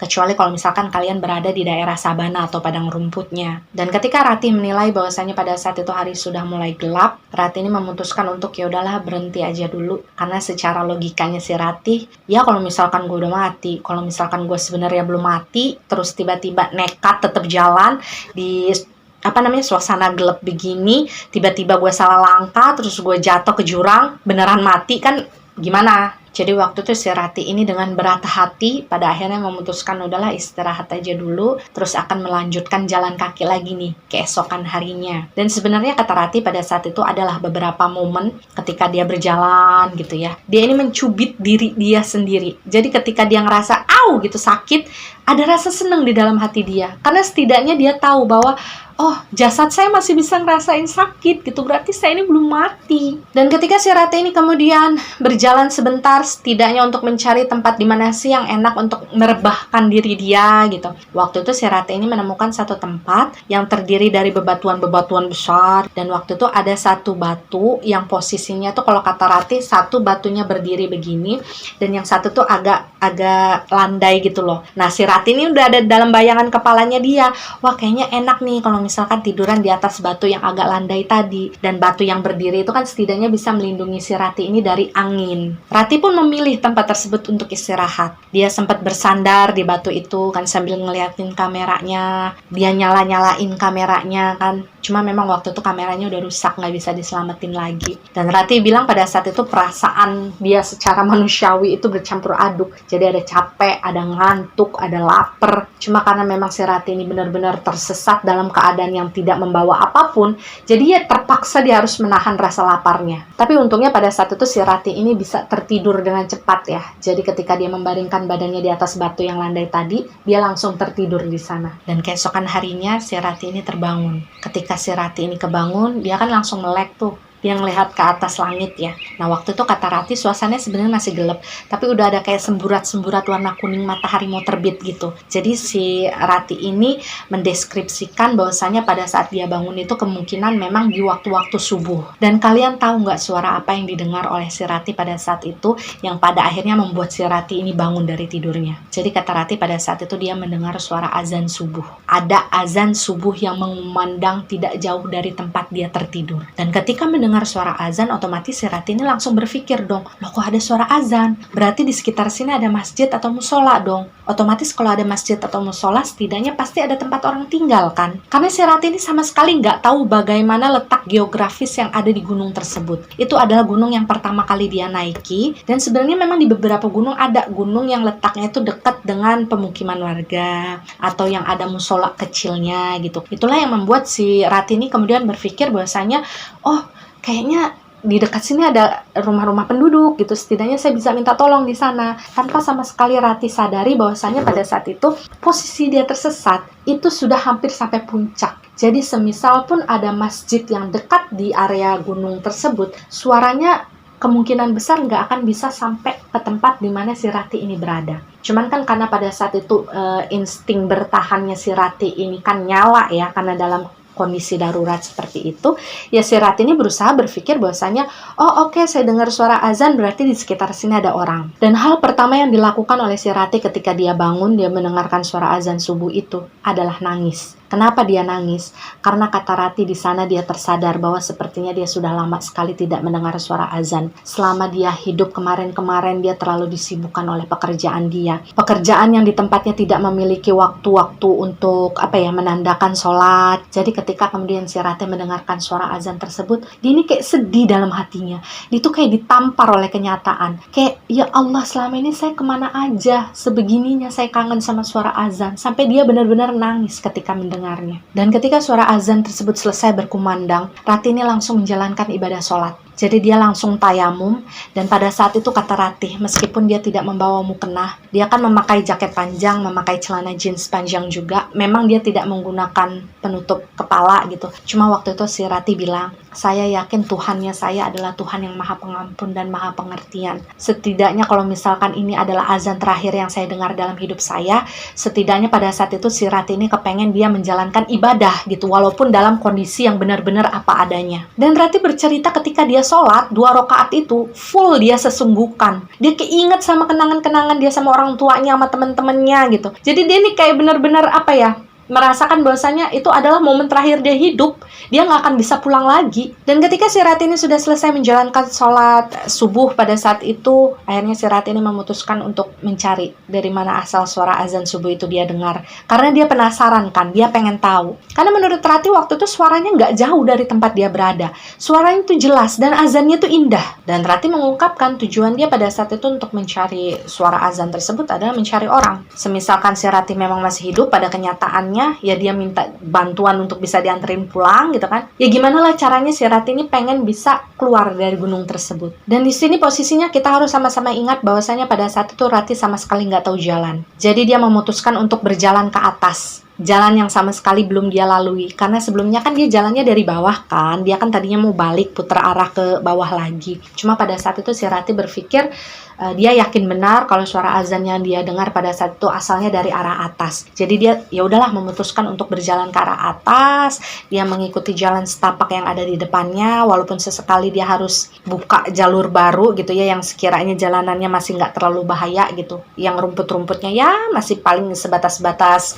lutut. Hingga pada akhirnya si Rati ini bertemu dengan sebuah belokan. Jadi belokannya tuh agak nanjak begini ya, dan pada saat itu si Rati bilang nggak tahu kenapa instingnya waktu itu kayak nyuruh dia untuk melanjutkan perjalanan dan melewati belokan yang menanjak tersebut, meskipun dia nggak tahu itu arahnya kemana. Dan sekali lagi Rati cuma pengen memastikan aja, benar nggak sih suara azan itu berasal dari atas sana. Rati pengen tahu, Rati cuma pengen berpetualang. Dan waktu itu si Rati ini kepikirannya gini loh, kalau misalkan saya udah naik ke atas, mau ketemu atau enggak dengan masjid tersebut nih, ya kan gampang, saya bisa putar balik terus turun lagi. Dan pada akhirnya si Rati ini memang memutuskan untuk menempuh perjalanan tersebut. Jadi dia naiklah ke atas belokan itu yang menanjak tadi ya. Jadi gini, katakanlah jalanan menanjak yang berbelok tadi panjangnya 50 meter, katakanlah ya. Jalan kan Rati. Nah, kurang lebih setelah berjalan 25 meter gitu, ibaratnya separohnya dari jalanan tanjakan tersebut, si Rati ini mulai mendengar samar-samar kayak ada suara orang-orang ngobrol. Jadi kayak ada semacam rame-rame orang yang ngobrol-ngobrol gitu, tapi suaranya halus. Jadi suaranya tuh nggak berisik, tapi kedengeran. Dan ketika mendengar suara tersebut, otomatis si Rati ini kayak ngerasa seneng dong. Dia langsung kepikiran, oh berarti saya di sini nggak sendirian. Dan waktu itu si Rati kepikirannya, antara itu adalah pendaki yang lain, atau mungkin di daerah tersebut lagi ada acara nih, misalkan kayak apa ya, kayak peziarah-peziarah gitu kan biasanya banyak ya di gunung-gunung. Nah waktu itu akhirnya si Rati ini memutuskan untuk melanjutkan perjalanannya, naikin si belokan tadi. Dan semakin mendekati ujung dari belokan tersebut, kata Rati, dia semakin jelas nih mendengar suara orang-orang yang lagi ngobrol. Tapi memang waktu itu suara ngobrolnya tuh kayak pakai bahasa yang halus gitu loh. Kayak ada orang yang ketawa-ketawa juga, tapi bukan ketawa serem loh ya, ketawa bener-bener ketawa orang yang lagi ngobrol, lagi seneng aja gitu. Dan kata Rati yang harus kalian bayangkan juga ya, posisi dia berjalan untuk sampai ke ujung dari belokan tadi, itu dia agak gini, agak nunduk gitu, karena kan posisinya nanjak ya. Nah kata Rati ketika dia sudah hampir sampai di ujung dari belokan tersebut, tiba-tiba aja kayak ada kabut turun. Kalau misalkan kalian pernah ke gunung pasti tahu lah ya, kalau kita sudah mau sampai di atas tuh pasti ada kayak kabut yang turun. Cuma kan pada saat itu posisinya si Rati ini masih sangat jauh kan dari puncak. Jadi ketika si kabut itu turun dicampur dengan angin yang sangat kencang gitu ya di sekitar dia, Rati ini kayak ngerasa heran, ini ada apa? Cuman kan pada saat itu Rati berpikirnya, oh mungkin angin biasa aja. Tapi karena saking kencangnya itu angin bercampur dengan kabut, jarak pandangnya si Rati ini terganggu gitu. Jadi pada saat itu si Rati ini mau nggak mau dia agak sedikit menunduk sambil mempertahankan badannya dalam posisi seperti ini. Maksudnya Rati waktu itu supaya matanya nggak kelilipan ya. Bahkan si Rati ini bilang dia sempet pegangan di beberapa ranting-ranting kecil yang ada di sekitarnya dia. Karena dia agak parno juga, anginnya lumayan kenceng kan, takut dia ikut ke bawah. Cuma memang semua itu terjadinya nggak terlalu lama, paling sekitar 10 menitan lah. Dan setelah kabut juga angin tadi lewat gitu ya dari hadapannya si Rati, jalanan yang dia lalui juga kembali dengan normal. Rati juga nggak merasakan apapun yang aneh di sekitar dia. Pada akhirnya si Rati ini melanjutkan perjalanannya. Karena suara orang yang ngobrol di sekitar dia di ujung dari belokan tersebut itu masih terdengar dengan jelas. Dan ketika pada akhirnya si Rati ini sampai di ujung dari belokan yang dia lihat pada saat itu, Rati ini melihat sesuatu yang mencengangkan. Jadi waktu itu yang dia lihat ada sebuah pemukiman, keramaian gitu ya. Rati bilang dia nggak bisa menggambarkan dengan kata-kata, saking dia ngerasa bingungnya dengan apa yang dia lihat waktu itu. Jadi pemukimannya tuh kayak teduh banget. Kanan kirinya tuh pohon-pohonnya pada bagus berbaris pohon-pohonnya. Dan dia lihat dengan mata kepalanya sendiri waktu itu banyak sekali orang yang sedang beraktivitas gitu. Kayak lagi bersosialisasi lah di daerah tersebut sambil ngobrol-ngobrol.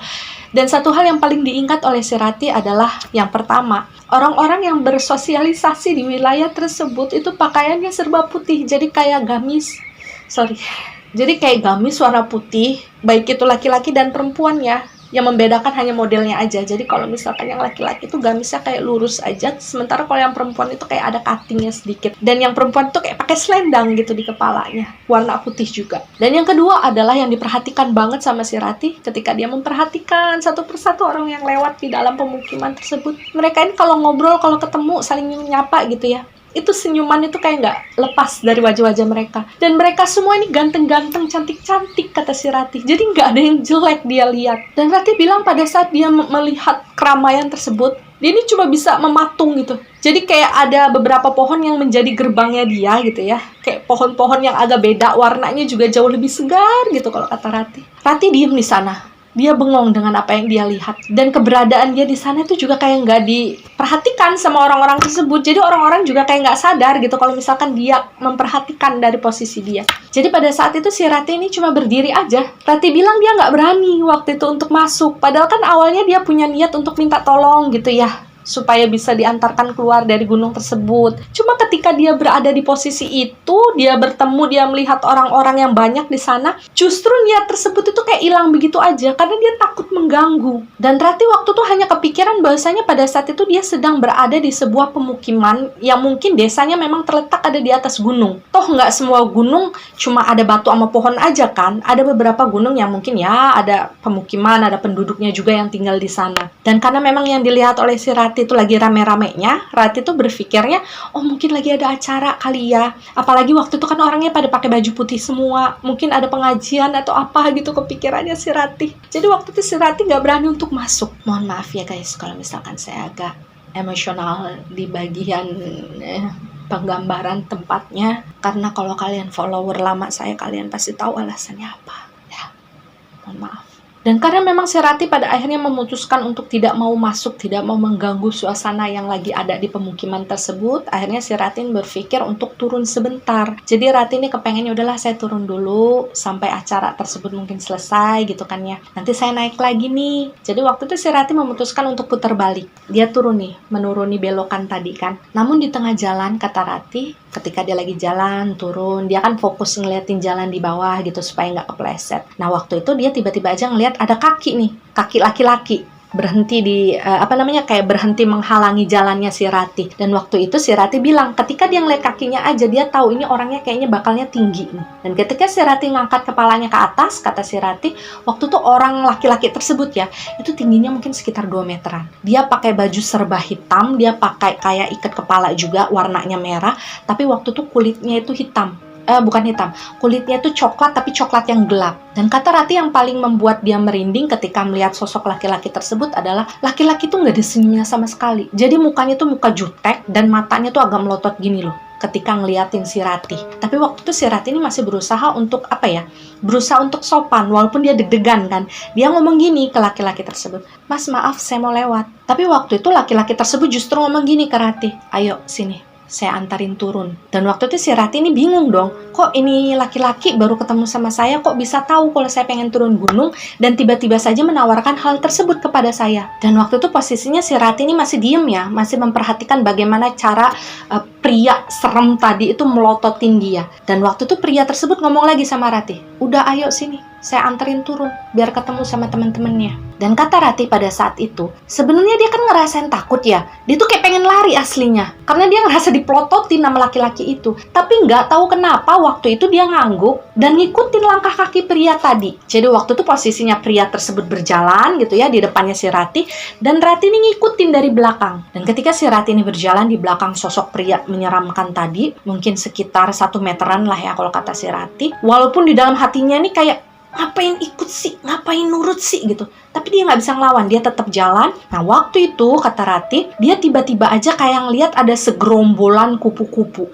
Jadi tuh bener-bener literally segerombolan, mungkin sekitar 100-an ekor kupu-kupu itu terbang dari arah bawah ke atas. Jadi ke arahnya si Ratih, jadi kayak nyamperin si Ratih. Dan itu mungkin sekitar 1-2 menitan lah. Itu kupu-kupu ketika terbang ya, itu kayak ngiter-ngiterin si Ratih. Jadi waktu itu si Ratih kaget dong, kaget sekaligus kagum. Karena dia nggak pernah begitu sebelumnya ngelihat kupu-kupu segitu banyak, dan kupu-kupunya tuh berhenti di depannya dia. Bahkan kata Ratih ada beberapa di antara kupu-kupu tersebut yang hinggap di tangan dia, yang hinggap di bahunya dia. Jadi waktu itu si Ratih ini sempet diem dong. Dia bengong liatin kupu-kupu sambil senyum-senyum gitu. Itu indah, kupu-kupunya indah. Jadi kalau kata Ratih warnanya itu ada yang warna putih, ada yang warna oranye gitu, oranye-oranye kehitaman, tapi didominasi dengan warna merah muda. Dan anehnya adalah sepertinya pria yang berjalan di depannya si Ratih itu tidak menyadari bahwasanya pada saat itu si Ratih itu lagi berhenti sambil memperhatikan kupu-kupu yang menghampiri dia. Jadi ketika si Ratih ini mungkin berhenti beberapa saat gitu kan ya untuk ngeladenin kupu-kupu yang terbang mengitari si Ratih, waktu itu pria tadi yang masih tetap jalan akhirnya mungkin ngerasa nih kayak si Ratih kok kayak berhenti gitu langkahnya kan. Akhirnya dia nengoklah ke arah si Ratih, dan waktu itu dia langsung ngebentak si Ratih. Jadi dia bilang gini, ayo cepetan. Dan di detik yang sama ketika si laki-laki tersebut membentak si Ratih, kata Ratih ya, tiba-tiba saja dia seperti dibukakan matanya. Dia melihat pada saat itu mungkin sekitar 2 langkah lagi lah ya si Ratih ini jalan ke depan. Itu jurang. Yang dia lihat pada saat itu adalah sosok pria menyeramkan yang memimpin langkahnya di depan tadi. Itu lagi nggak napak di tanah. Dia lagi ngambang cuy di atas tebing yang ada di depannya si Ratih. Jadi waktu itu si Ratih kaget dong, kaget sekaligus takut. Jadi waktu itu si Ratih langsung berbalik, dia lari. Dan tujuannya lari waktu itu adalah untuk minta tolong sama orang-orang yang ada di atas tadi. Kalian ingat di pemukiman itu. Dan waktu dia lari, kalau kata si Ratih, suara laki-laki yang tadi ngambang di atas tebing tadi itu ngejerit manggilin si Ratih, "Hei, ayo turun! Ayo turun!" gitu. Dan si Ratih ini kan jerit nggak mau gitu. Nah, ketika si Ratih ini kemudian jalan, dia udah hampir sampai ke ke ujung dari pengkolan tadi. Kemudian si Ratih ini mendengar suara sesuatu yang dijatuhkan. Jadi suaranya itu kayak puh, suaranya kenceng banget. Ratih waktu itu sempat menengok dan dia kebagianlah beberapa detik ya, momen dimana kemudian dia melihat bahwasanya suara jatuh tadi itu berasal dari suara laki-laki yang tadi itu ya, yang serem tadi, jatuh ke dalam jurang. Jadi si Ratih juga nggak tahu itu sebenarnya apa. Kalau manusia nggak mungkin lah ya. Tapi pada saat itu si Ratih benar-benar trauma dan shock dengan apa yang dia saksikan. Yang jadi kepikirannya si Ratih adalah gini. Semisal pada saat itu langkahnya nggak berhenti karena rombongan kupu-kupu yang mendadak aja datang ke arah dia, ya mungkin hal yang sama akan terjadi sama si Ratih. Jatuh ke dalam jurang. Dan waktu itu dalam keadaan shock, kaget luar biasa, nafasnya masih terengah-engah, si Ratih ini kembali melihat rombongan kupu-kupu tadi yang sebelumnya mengitari dia. Nah, rombongan kupu-kupu tersebut itu melanjutkan terbangnya mereka, kemudian kayak serempak belok ke arah pemukiman yang sebelumnya si Ratih lihat. Dan akhirnya pada saat itu si Ratih yang masih ada rasa takut kan di dalam hati dia, karena dia ini mungkin ngerasa parno ya, bahwasanya sosok laki-laki yang serem tadi itu bisa aja kapanpun nyamperin si Ratih lagi gitu kan. Akhirnya si Ratih ini memutuskan, ya udahlah gue mampir aja ke perkampungan tadi, ke pemukiman tadi. Masalah akan mengganggu atau tidaknya gitu, ya udahlah nggak apa-apa, pikirnya si Ratih. Nah, pada saat itu akhirnya si Ratih ini melanjutkan perjalanannya untuk mendatangi pemukiman tersebut. Karena memang kata Ratih, selain dia pengen minta bantuan juga, sebenarnya waktu itu dia udah ngerasa lapar yang luar biasa. Jadi laparnya itu lapar banget yang udah nggak bisa ditahan sama sekali. Dan masuklah akhirnya si Ratih ke dalam pemukiman tersebut. Dan suasananya pun masih sama seperti apa yang Ratih saksikan sebelumnya. Masih banyak orang yang bersosialisasi, orang yang lewat sana sini sambil ngobrol, saling menyapa. Tapi ada satu hal yang dirasakan oleh Ratih. Waktu dia melangkahkan kaki pertama kali memasuki wilayah tersebut, dia benar-benar sadar sesadar-sadarnya, kata Ratih ya, pada saat itu sempat terjadi beberapa detik kayak goncangan gitu, kayak gempa. Dan waktu itu si Ratih sempat berpikir bahwasanya itu gempa beneran, sampai-sampai si Ratih ini meringkuk gitu di atas tanah sambil melindungi kepala dia gini. Dan barulah ketika si Ratih ini tidak lagi merasakan getaran gempa tersebut, akhirnya dia menurunkan kan kedua tangannya gini, tapi posisinya masih meringkuk ya, masih duduk jongkok gini loh, duduk jongkok gini. Barulah dia memperhatikan sekitarnya. Ada satu hal lagi yang membuat si Ratih ini benar-benar bengong. Dia nggak percaya apa yang dia saksikan dengan mata kepalanya sendiri. Bahkan ketika dia kembali menceritakan kisah ini kepada kita semua, dia juga ikutan merinding lagi ketika membayangkannya. Jadi pada saat itu kata Ratih, Kan dia diikuti sama rombongan kupu-kupu ya ketika masuk ke wilayah tersebut. Sementara si Ratih masih duduk gitu jongkok ya karena gempa tadi di bagian depan dari pemukiman tersebut, kupu-kupunya kan masuk ke dalam. Nah, waktu itu kata Ratih, dia melihat kupu-kupu yang masuk tersebut hinggap di tanah. Dan ketika dia hinggap di tanah, kupu-kupunya berubah menjadi sosok manusia. Terlepas itu adalah manusia beneran atau tidak, tapi yang dilihat oleh si Ratih pada saat itu wujudnya seperti manusia, ganteng-ganteng dan cantik-cantik, berpakaian serba putih juga seperti penduduk yang lainnya yang ada di pemukiman tersebut. Jadi waktu itu kata Ratih dia sempat bengong. Jadi gini nih, dia ngeliatinnya tuh gini. Dia pengen lari, karena itu sesuatu yang gak masuk di akal dia. Tapi untuk lari, rasa takut dia terhadap pria serem yang tadi jatuh ke jurang, itu jauh lebih besar dengan apa yang dia saksikan. Jadi pikirannya si Ratih gini loh, udah deh apa yang saya lihat saat ini jauh lebih indah, jauh lebih bagus gitu, ketimbang saya harus balik lagi dengan resiko saya akan ditemui lagi sama sosok pria serem. Dan Ratih bilang waktu itu dia ngerasa sangat serba salah. Kan dia takut ya, antara takut, bingung gitu, tapi dia nggak bisa mengungkapkan rasa takutnya tersebut, nggak bisa ngelampiasin rasa takutnya tersebut karena dia nggak berani mengeluarkan suara, dia nggak berani ngejerit, dia nggak berani berteriak. Karena waktu itu dia takut keberadaannya mengganggu orang-orang yang ada di pemukiman itu. Jadi waktu itu si Ratih cuma gini aja nih. Kayak gini aja sambil memperhatikan apa yang dia lihat. Dan ini kata si Ratih ya, ketika dia masuk, dia melihat apa yang terjadi di sana. Dia sampai duduk jongkok di atas tanah gitu ya. Orang-orang yang ada di situ nih, itu kayak nggak ada yang menyadari keberadaan Ratih sama sekali. Jadi mereka kayak sok-sok lewat. Dan disinilah kata Ratih ya, ketika kemudian dia menyadari bahwasanya dia berada di tempat yang berbeda dengan tempat di mana seharusnya dia berada sebagai manusia gitu kan. Si Ratih ini berkali-kali dia beristighfar, berkali-kali dia meminta maaf pada Tuhan. Ya Allah maafin Ratih, ya Allah maafin Ratih, ya Allah. Ratih percaya kebesaran-Mu ya Allah, Ratih percaya kebesaran-Mu ya Allah. Bawa Ratih pulang ya Allah, bawa Ratih pulang. Jadi kayak seolah-olah itu adalah momen pertama kalinya di dalam hidupnya si Ratih. Dia benar-benar hanya bisa menggantungkan hidupnya kepada Sang Pencipta. Dan di sanalah dia mulai sadar bahwasanya ya gue ini bukan apa-apa. Gue ini cuma butiran debu doang. Gue gak bisa ngapa-ngapain kalau misalkan gak dibantuin sama Tuhan. Disitulah titik baliknya si Ratih. Jadi kalian di luar sana yang kalau misalkan sampai detik ini merasa hebat dengan kehidupan kalian, merasa hebat tanpa bantuan siapapun, merasa sudah besar dan powerful dengan apa yang kalian punya, hati-hati. Barangkali sewaktu-waktu Tuhan memberikan memberikan sentilan kepada kalian. Kalian harus ingat bahwasanya kita ini bukan siapa-siapa tanpa bantuan Tuhan. Dan kita gak bisa apa-apa tanpa bantuan Tuhan. Dan saat itulah ketika si Ratih ini banyak mengucapkan doa gitu kan ya supaya diselamatkan oleh Tuhan dari tempat tersebut. Walaupun memang sebenarnya tempat tersebut tidak menakutkan kan bagi si Ratih. Cuma dia kan pengen pulang. Waktu itu si Ratih bilang posisinya dia ini lagi duduk jongkok sambil nutup mukanya seperti ini. Ya, kalian kebayang ya.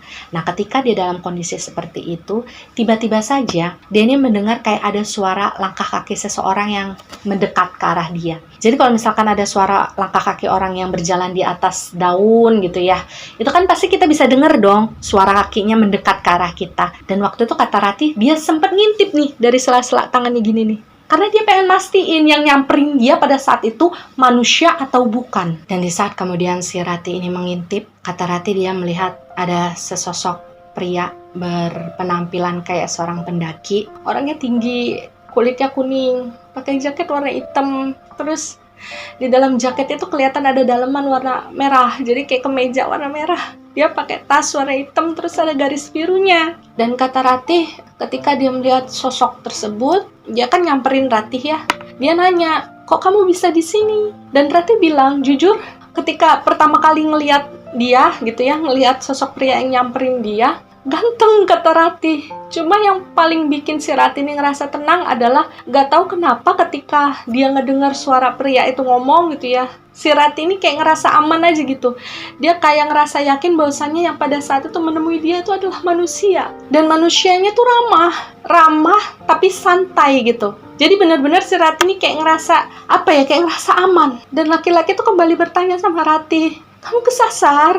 Dan kata Ratih waktu itu Ratih ngangguk. Ya, dan waktu itu si Ratih ini menyadari gini, dari semua penduduk yang ada di tempat tersebut, pria ini yang pakaiannya paling beda. Jadi kalau yang lain kan serba putih-putih gitu ya. Nah kalau pria yang nyamperin si Ratih waktu itu, ya penampilannya kayak pendaki aja gitu. Tapi yang anehnya adalah dia berpakaian pendaki tapi bersih. Sepatunya tuh nggak ada debunya, jaketnya nggak ada debunya gitu. Jadi benar-benar bersih, kayak masih baru gitu semua yang dia pakai. Dan waktu itu si Ratih kan masih diem ya, dia masih belum berani ngomong banyak. Kata Ratih, pria itu ngomong lagi, "Yaudah ayo saya anterin kamu turun dari sini." Dan kata Ratih dia sempat trauma ketika dia mendengarkan tawaran tersebut. Ya dia takut akan kejadian kayak yang tadi, yang dia hampir masuk jurang. Jadi pada saat itu si Ratih ini diem dulu nih. Diem dulu, dia memperhatikan sosok tersebut. Dan mungkin karena tahu isi pikirannya si Ratih kali ya, sosok pria itu ngomong lagi gini, "Saya nggak jahat. Saya penduduk di sini juga kok. Biarin saya anterin kamu turun, karena nggak seharusnya kamu ada di sini." Dan waktu itu entah kenapa kata Ratih dia ngerasa bahwasanya pria yang ada di depannya tuh kayak bisa dipercaya aja gitu sama si Ratih. Jadi waktu itu si Ratih bangunlah, kakinya udah gemeteran tuh, perutnya udah lapar. Jadi waktu itu pria tersebut sempet senyum sama si Ratih. Dia bilang gini, "Sabar ya, nanti setelah turun kamu bisa makan." Dan waktu itu kata Ratih, ketika dia diantarkan sama pria itu, mereka berdua ini melewati perjalanan yang nggak terlalu lama sebenarnya, mungkin sekitar setengah jaman aja kata Ratih. Tapi pengalaman yang dia lalui di sana luar biasa. Dia bisa melihat keseluruhan isi dari pemukiman tersebut yang luar biasa indahnya. Dia nggak pernah membayangkan bahwasanya di gunung ada tempat seindah itu. Jadi kayak ada air terjunnya gitu ya. Terus anak-anak kecil yang berlarian ke sana ke sini gitu, berpapasan dengan si Ratih gitu. Dan waktu itu kata Ratih ya, dia masih nggak tahu kenapa, tapi orang-orang yang berpapasan dengan dia masih kayak nggak menyadari kalau ada Ratih di sana. Tapi dengan pria yang mengantarkan dia pada saat itu yang jalan di depannya si Ratih, mereka nyapa. Jadi dengan kata lain adalah para penduduk yang ada di pemukiman tersebut bisa melihat keberadaan laki-laki tadi, tapi tidak dengan si Ratih. Dan sampai detik ini Ratih juga nggak tahu jawabannya apa. Dan dia nggak berani mempertanyakan hal tersebut pada saat itu kepada pria tadi. Karena waktu itu fokus ya si Ratih kan kayak ya udahlah yang penting saya dianterin bisa turun gitu, bisa pulang. Dan kata Ratih ketika dia berjalan beberapa saat, dia mulai melihat ada sebuah bangunan yang sangat megah sekali. Warnanya putih, besar. Itu masjid. Jadi kubahnya warna perak. Dan ketika kena sinar matahari itu kayak berkilauan gitu ya. Waktu itu si Ratih ngomong dalam hatinya, "Oh ternyata dari masjid ini suara azan subuhnya terdengar." Waktu itu si Ratih yakin bener nih bahwa masjid itu yang dia cari dari tadi. Dan di dalam hatinya si Ratih pada saat itu, jujur Ratih ini ngomong gini, "Ih di sini bagus banget ya tempatnya. Saya nggak pernah ngeliat tempat sebagus ini. Kok saya kayaknya betah ya kalau misalkan punya tempat tinggal di daerah seperti ini." Dan ketika si Ratih memikirkan hal tersebut ya, padahal dia nggak ngomong loh, dia cuma mikirin doang. Tiba-tiba aja laki-laki yang nemenin dia, yang berjalan di depan dia, ngomong gini sama si Ratih, "Jangan terpesona ya sama apa yang ada di sini. Bagaimanapun kamu harus tetap pulang, kamu harus kembali ke keluarga kamu, karena keluarga kamu pasti akan kebingungan nyariin kamu sekarang." Dan ucapan tersebut kayak menampar Ratih aja, sebab waktu itu dia tidak memungkiri ya. Sepintas memang lewat pemikiran tersebut. "Ah, gue pengen tinggal di sini. Ah, kayaknya enak deh kalau di sini. Ah, gue nggak pengen balik gitu." Hingga tibalah kemudian Ratih ini sampai di batas vegetasi ya, kalau kata si Ratih. Jadi waktu itu kemungkinan itu adalah ujung dari pemukiman tersebut. Dan ujungnya itu kelihatan sekali berbeda. Jadi memang titik di mana kemudian pria tadi berhenti menemani dia dengan apa yang terbentang di hadapan mereka, itu berbeda secara visual. Jadi kalau misalkan di titik mereka berhenti ini, pepohonannya tuh kayak masih berbaris rapi gitu ya. Warnanya juga hijau, yang hijau seger gitu, kayak warna daun teh yang baru muncul dari batangnya. Sementara kalau misalkan pepohonan yang ada di depan sana warnanya agak lebih tua. Jadi kayak pohon-pohon yang biasanya ada di gunung aja. Dan ketika pria tersebut berhenti, otomatis si Ratih juga berhenti dong. Nah waktu itu pria tadi ngomong sama Ratih, "Saya nganterin kamu sampai sini aja ya." Dan waktu itu si Ratih ini kebingungan. Cuma dia nggak berani ngomong, dia masih segan. Karena waktu itu si Ratih ngerasa, dia kan nggak tahu jalan ya. Kalau misalkan dia nyasar lagi gimana. Cuma waktu itu kayak seolah-olah pria tadi tuh kayak bisa baca gitu pikirannya si Ratih. Dia ngomong lagi begini, "Kamu jalan aja lurus, ini sudah dekat dengan pos kok. Nanti kamu akan ketemu dengan orang dan kamu bisa pulang." Dan waktu itu si Ratih yang kaget, karena dia nggak nyangka, masa iya sih dia baru jalan nggak nyampe sejam tiba-tiba dia udah ada di bawah kaki gunung gitu kan. Waktu itu langsung ngomong gini sama pria tadi, "Masa sih kita udah di bawah?" Dan pria tadi cuma mengangguk. Dan si Ratih ini kembali bilang kan, "Tapi saya takut kalau harus turun sendirian lagi." Kemudian pria tadi kembali menjawab, "Kamu gak usah takut.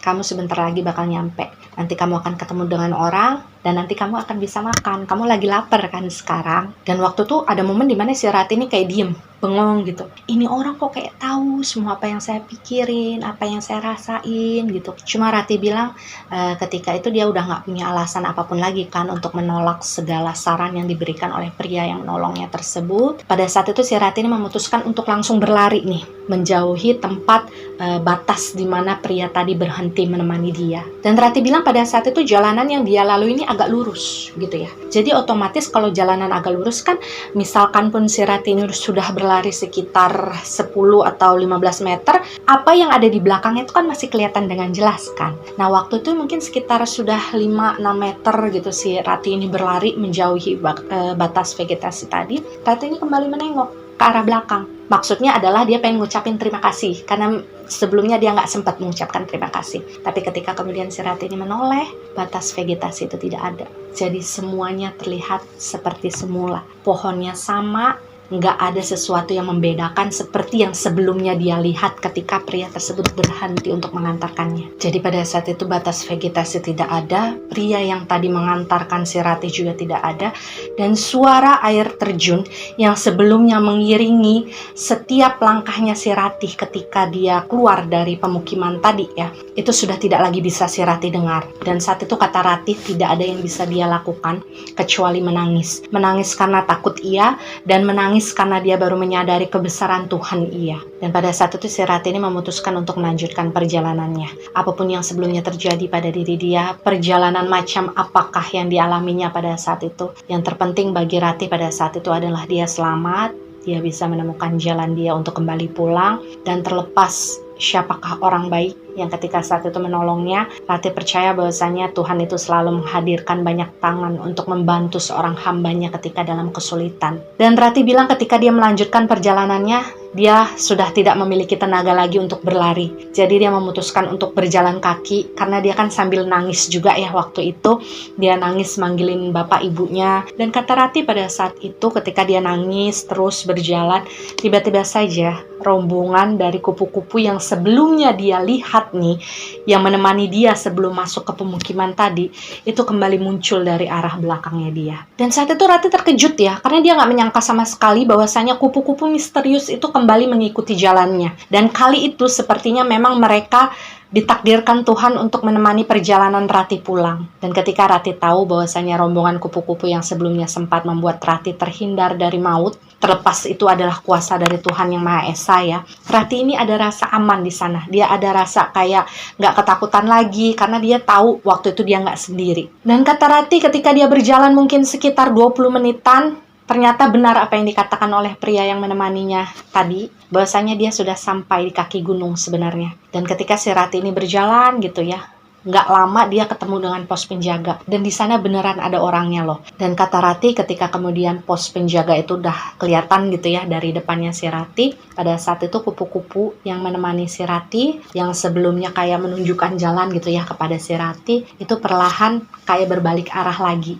Jadi mereka tuh kayak belok dan kembali naik ke atas. Dan Rati benar-benar menyaksikan hal tersebut. Dia memperhatikan bagaimana kemudian kupu-kupu itu perlahan menghilang satu persatu di balik kelebatan pohon-pohon yang ada di gunung itu. Dan kalau ditanya apa yang dilakukan Rati pada saat itu, nggak ada. Dia cuma bisa bengong, berdiri, dan ya udah bersyukur aja atas kesempatan kedua yang diberikan oleh Tuhan kepada dia. Dan Rati pun berjalan turun, dia menyambangi pos penjaga dari gunung tersebut. Di sana dia bilang bahwasanya dia tersesat dan dia pengen pulang. Tapi kemudian ada satu hal yang sangat mengejutkan Rati ketika kemudian dia berbicara kepada beberapa orang yang pada saat itu menjaga ya di pos penjaga tersebut, bahwasanya pada saat itu Rati turun di pos penjagaan yang berada di kota berbeda dari kota tempat sebelumnya si Rati ini memulai pendakian. Jadi asal kalian tahu yang namanya gunung, karena dia kan gede ya, itu kan ada beberapa jalur pendakian, dan biasanya jalur pendakian tersebut terletak di berbagai wilayah atau kota yang berseberangan. Jadi pada saat itu si Rati ini turun di wilayah kota yang bukan di kota yang sama tempat di mana Rati mendaki. Dan Rati tentu kaget dengan hal tersebut ya. Begitu juga orang-orang yang menjaga di sana. Karena jalur yang dilewati oleh Rati itu jarang dilewati oleh pendaki lain. Jadi bukan jalur pendakian umum. Cuma ya bagaimanapun orang-orang yang ada di pos penjaga tersebut merasa bahwasannya ya udah Neng nggak apa-apa gitu, bersyukur Neng masih dikasih kesempatan, masih dikasih hidup sama Gusti Allah. Dan kata Rati pada saat itu karena memang posisinya dia nggak membawa apapun, dia nggak membawa harta benda apapun, uang atau apapun itu, tasnya kan ketinggalan ya di tempat dia hilang tadi. Jadi pada saat itu orang-orang pos penjaga yang menemukan dia menawarkan kan sama Rati, Neng mau apa? Mau langsung pulang? Mau kita anterin atau mau makan dulu? Dan waktu itu si Rati karena udah terlalu lapar, katanya akhirnya dia minta dikasih makanan. Dan akhirnya dia ini dibawalah ke salah satu tempat makan gitu ya, yang nggak jauh dari kaki gunung. Jadi kayak semacam nasi pecel gitu loh. Jadi makanlah Rati di situ. Dan kata Rati, karena merasa harunya tuh belum hilang, kayak masih kayak dia tuh kayak masih rada percaya nggak percaya kalau dia masih selamat waktu itu. Dia makan tuh sambil sesenggukan nangis.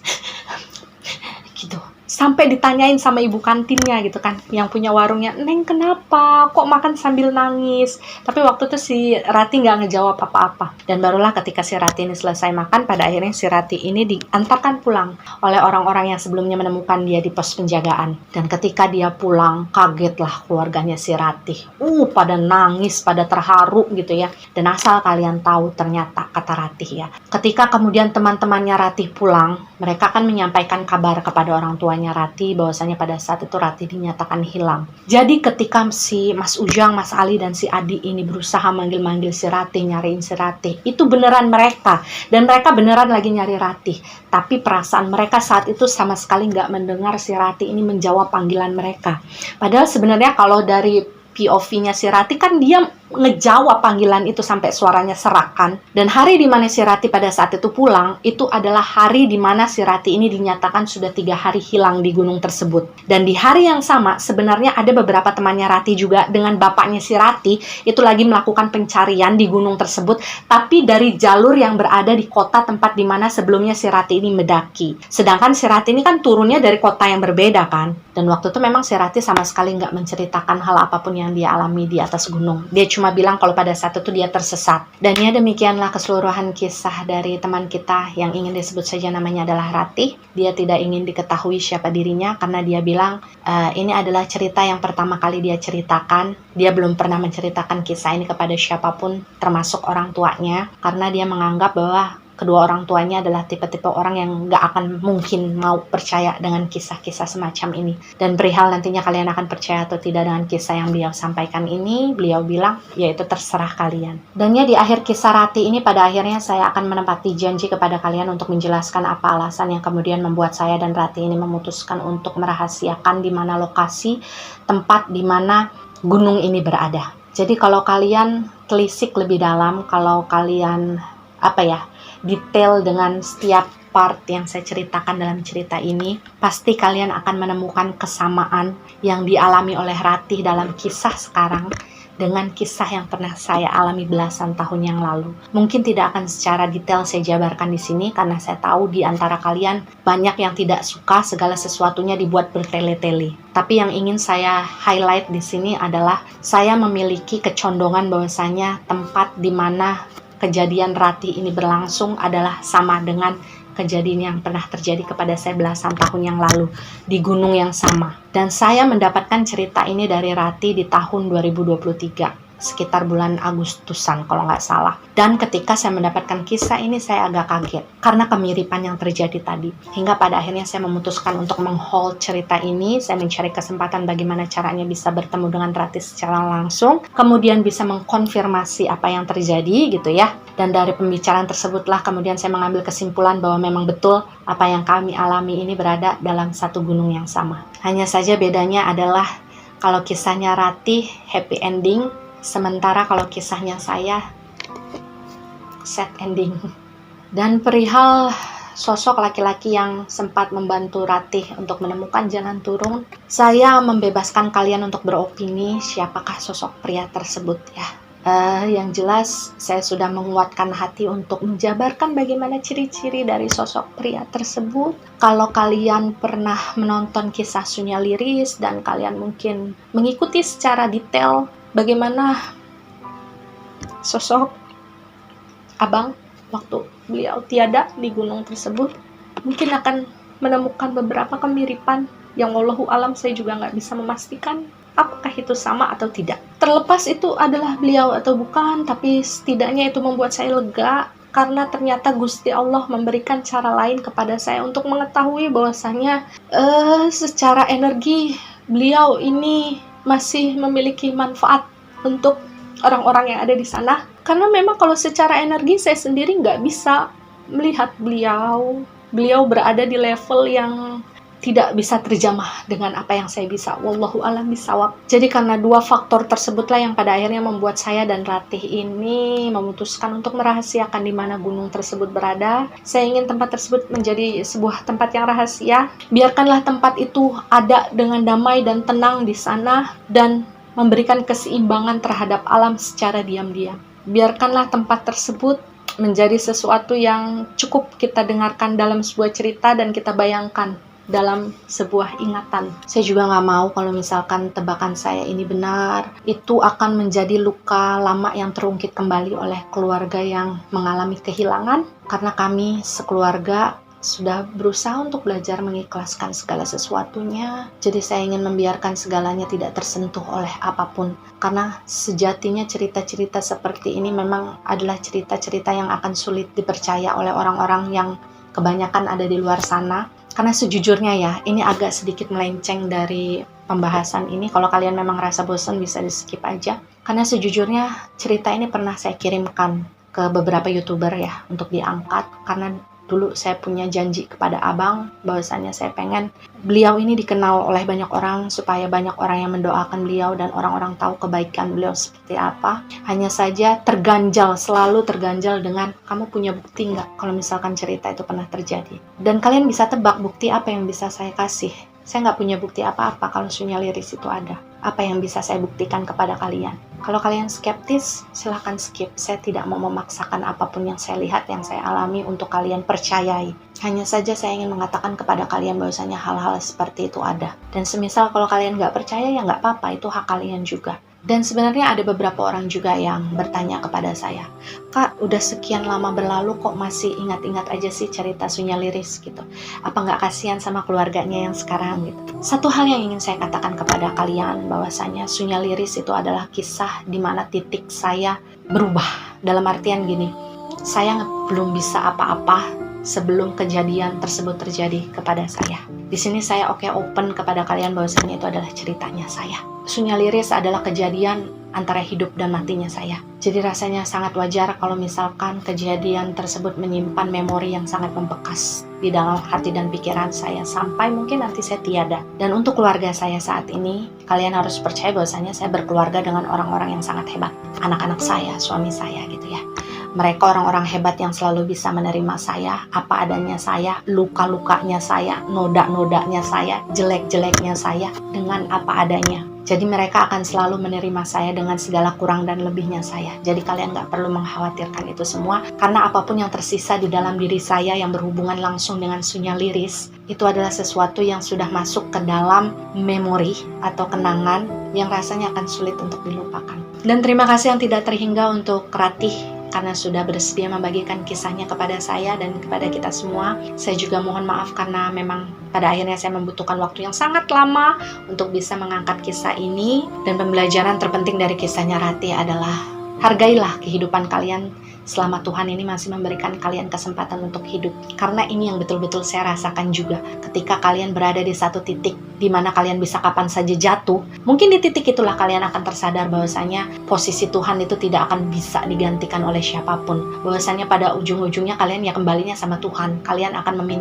memohon perlindungan itu ya kepada Tuhan. Jadi manfaatkan waktu kalian sebaik mungkin, manfaatkan kesempatan kalian sebaik mungkin, karena kita nggak akan pernah tahu kapan kita diambil, di mana kita diambil, dan bagaimana kita diambil. Ya percaya atau tidak itu adalah hak kalian sebagai penonton setia. Jika kalian percaya dengan cerita ini, maka jadikan cerita ini sebagai pembelajaran. Jika kalian tidak percaya dengan cerita ini, maka cukup jadikan cerita ini sebagai dongeng malam biasa. Terima kasih yang sudah nonton, terima kasih yang sudah subscribe. Jangan lupa di like, di komen, dan di share supaya teman-teman kalian bisa ikut menonton video ini. Terima kasih untuk Mbak Rati, terima kasih untuk waktunya karena kami juga sempat ketemuan ya.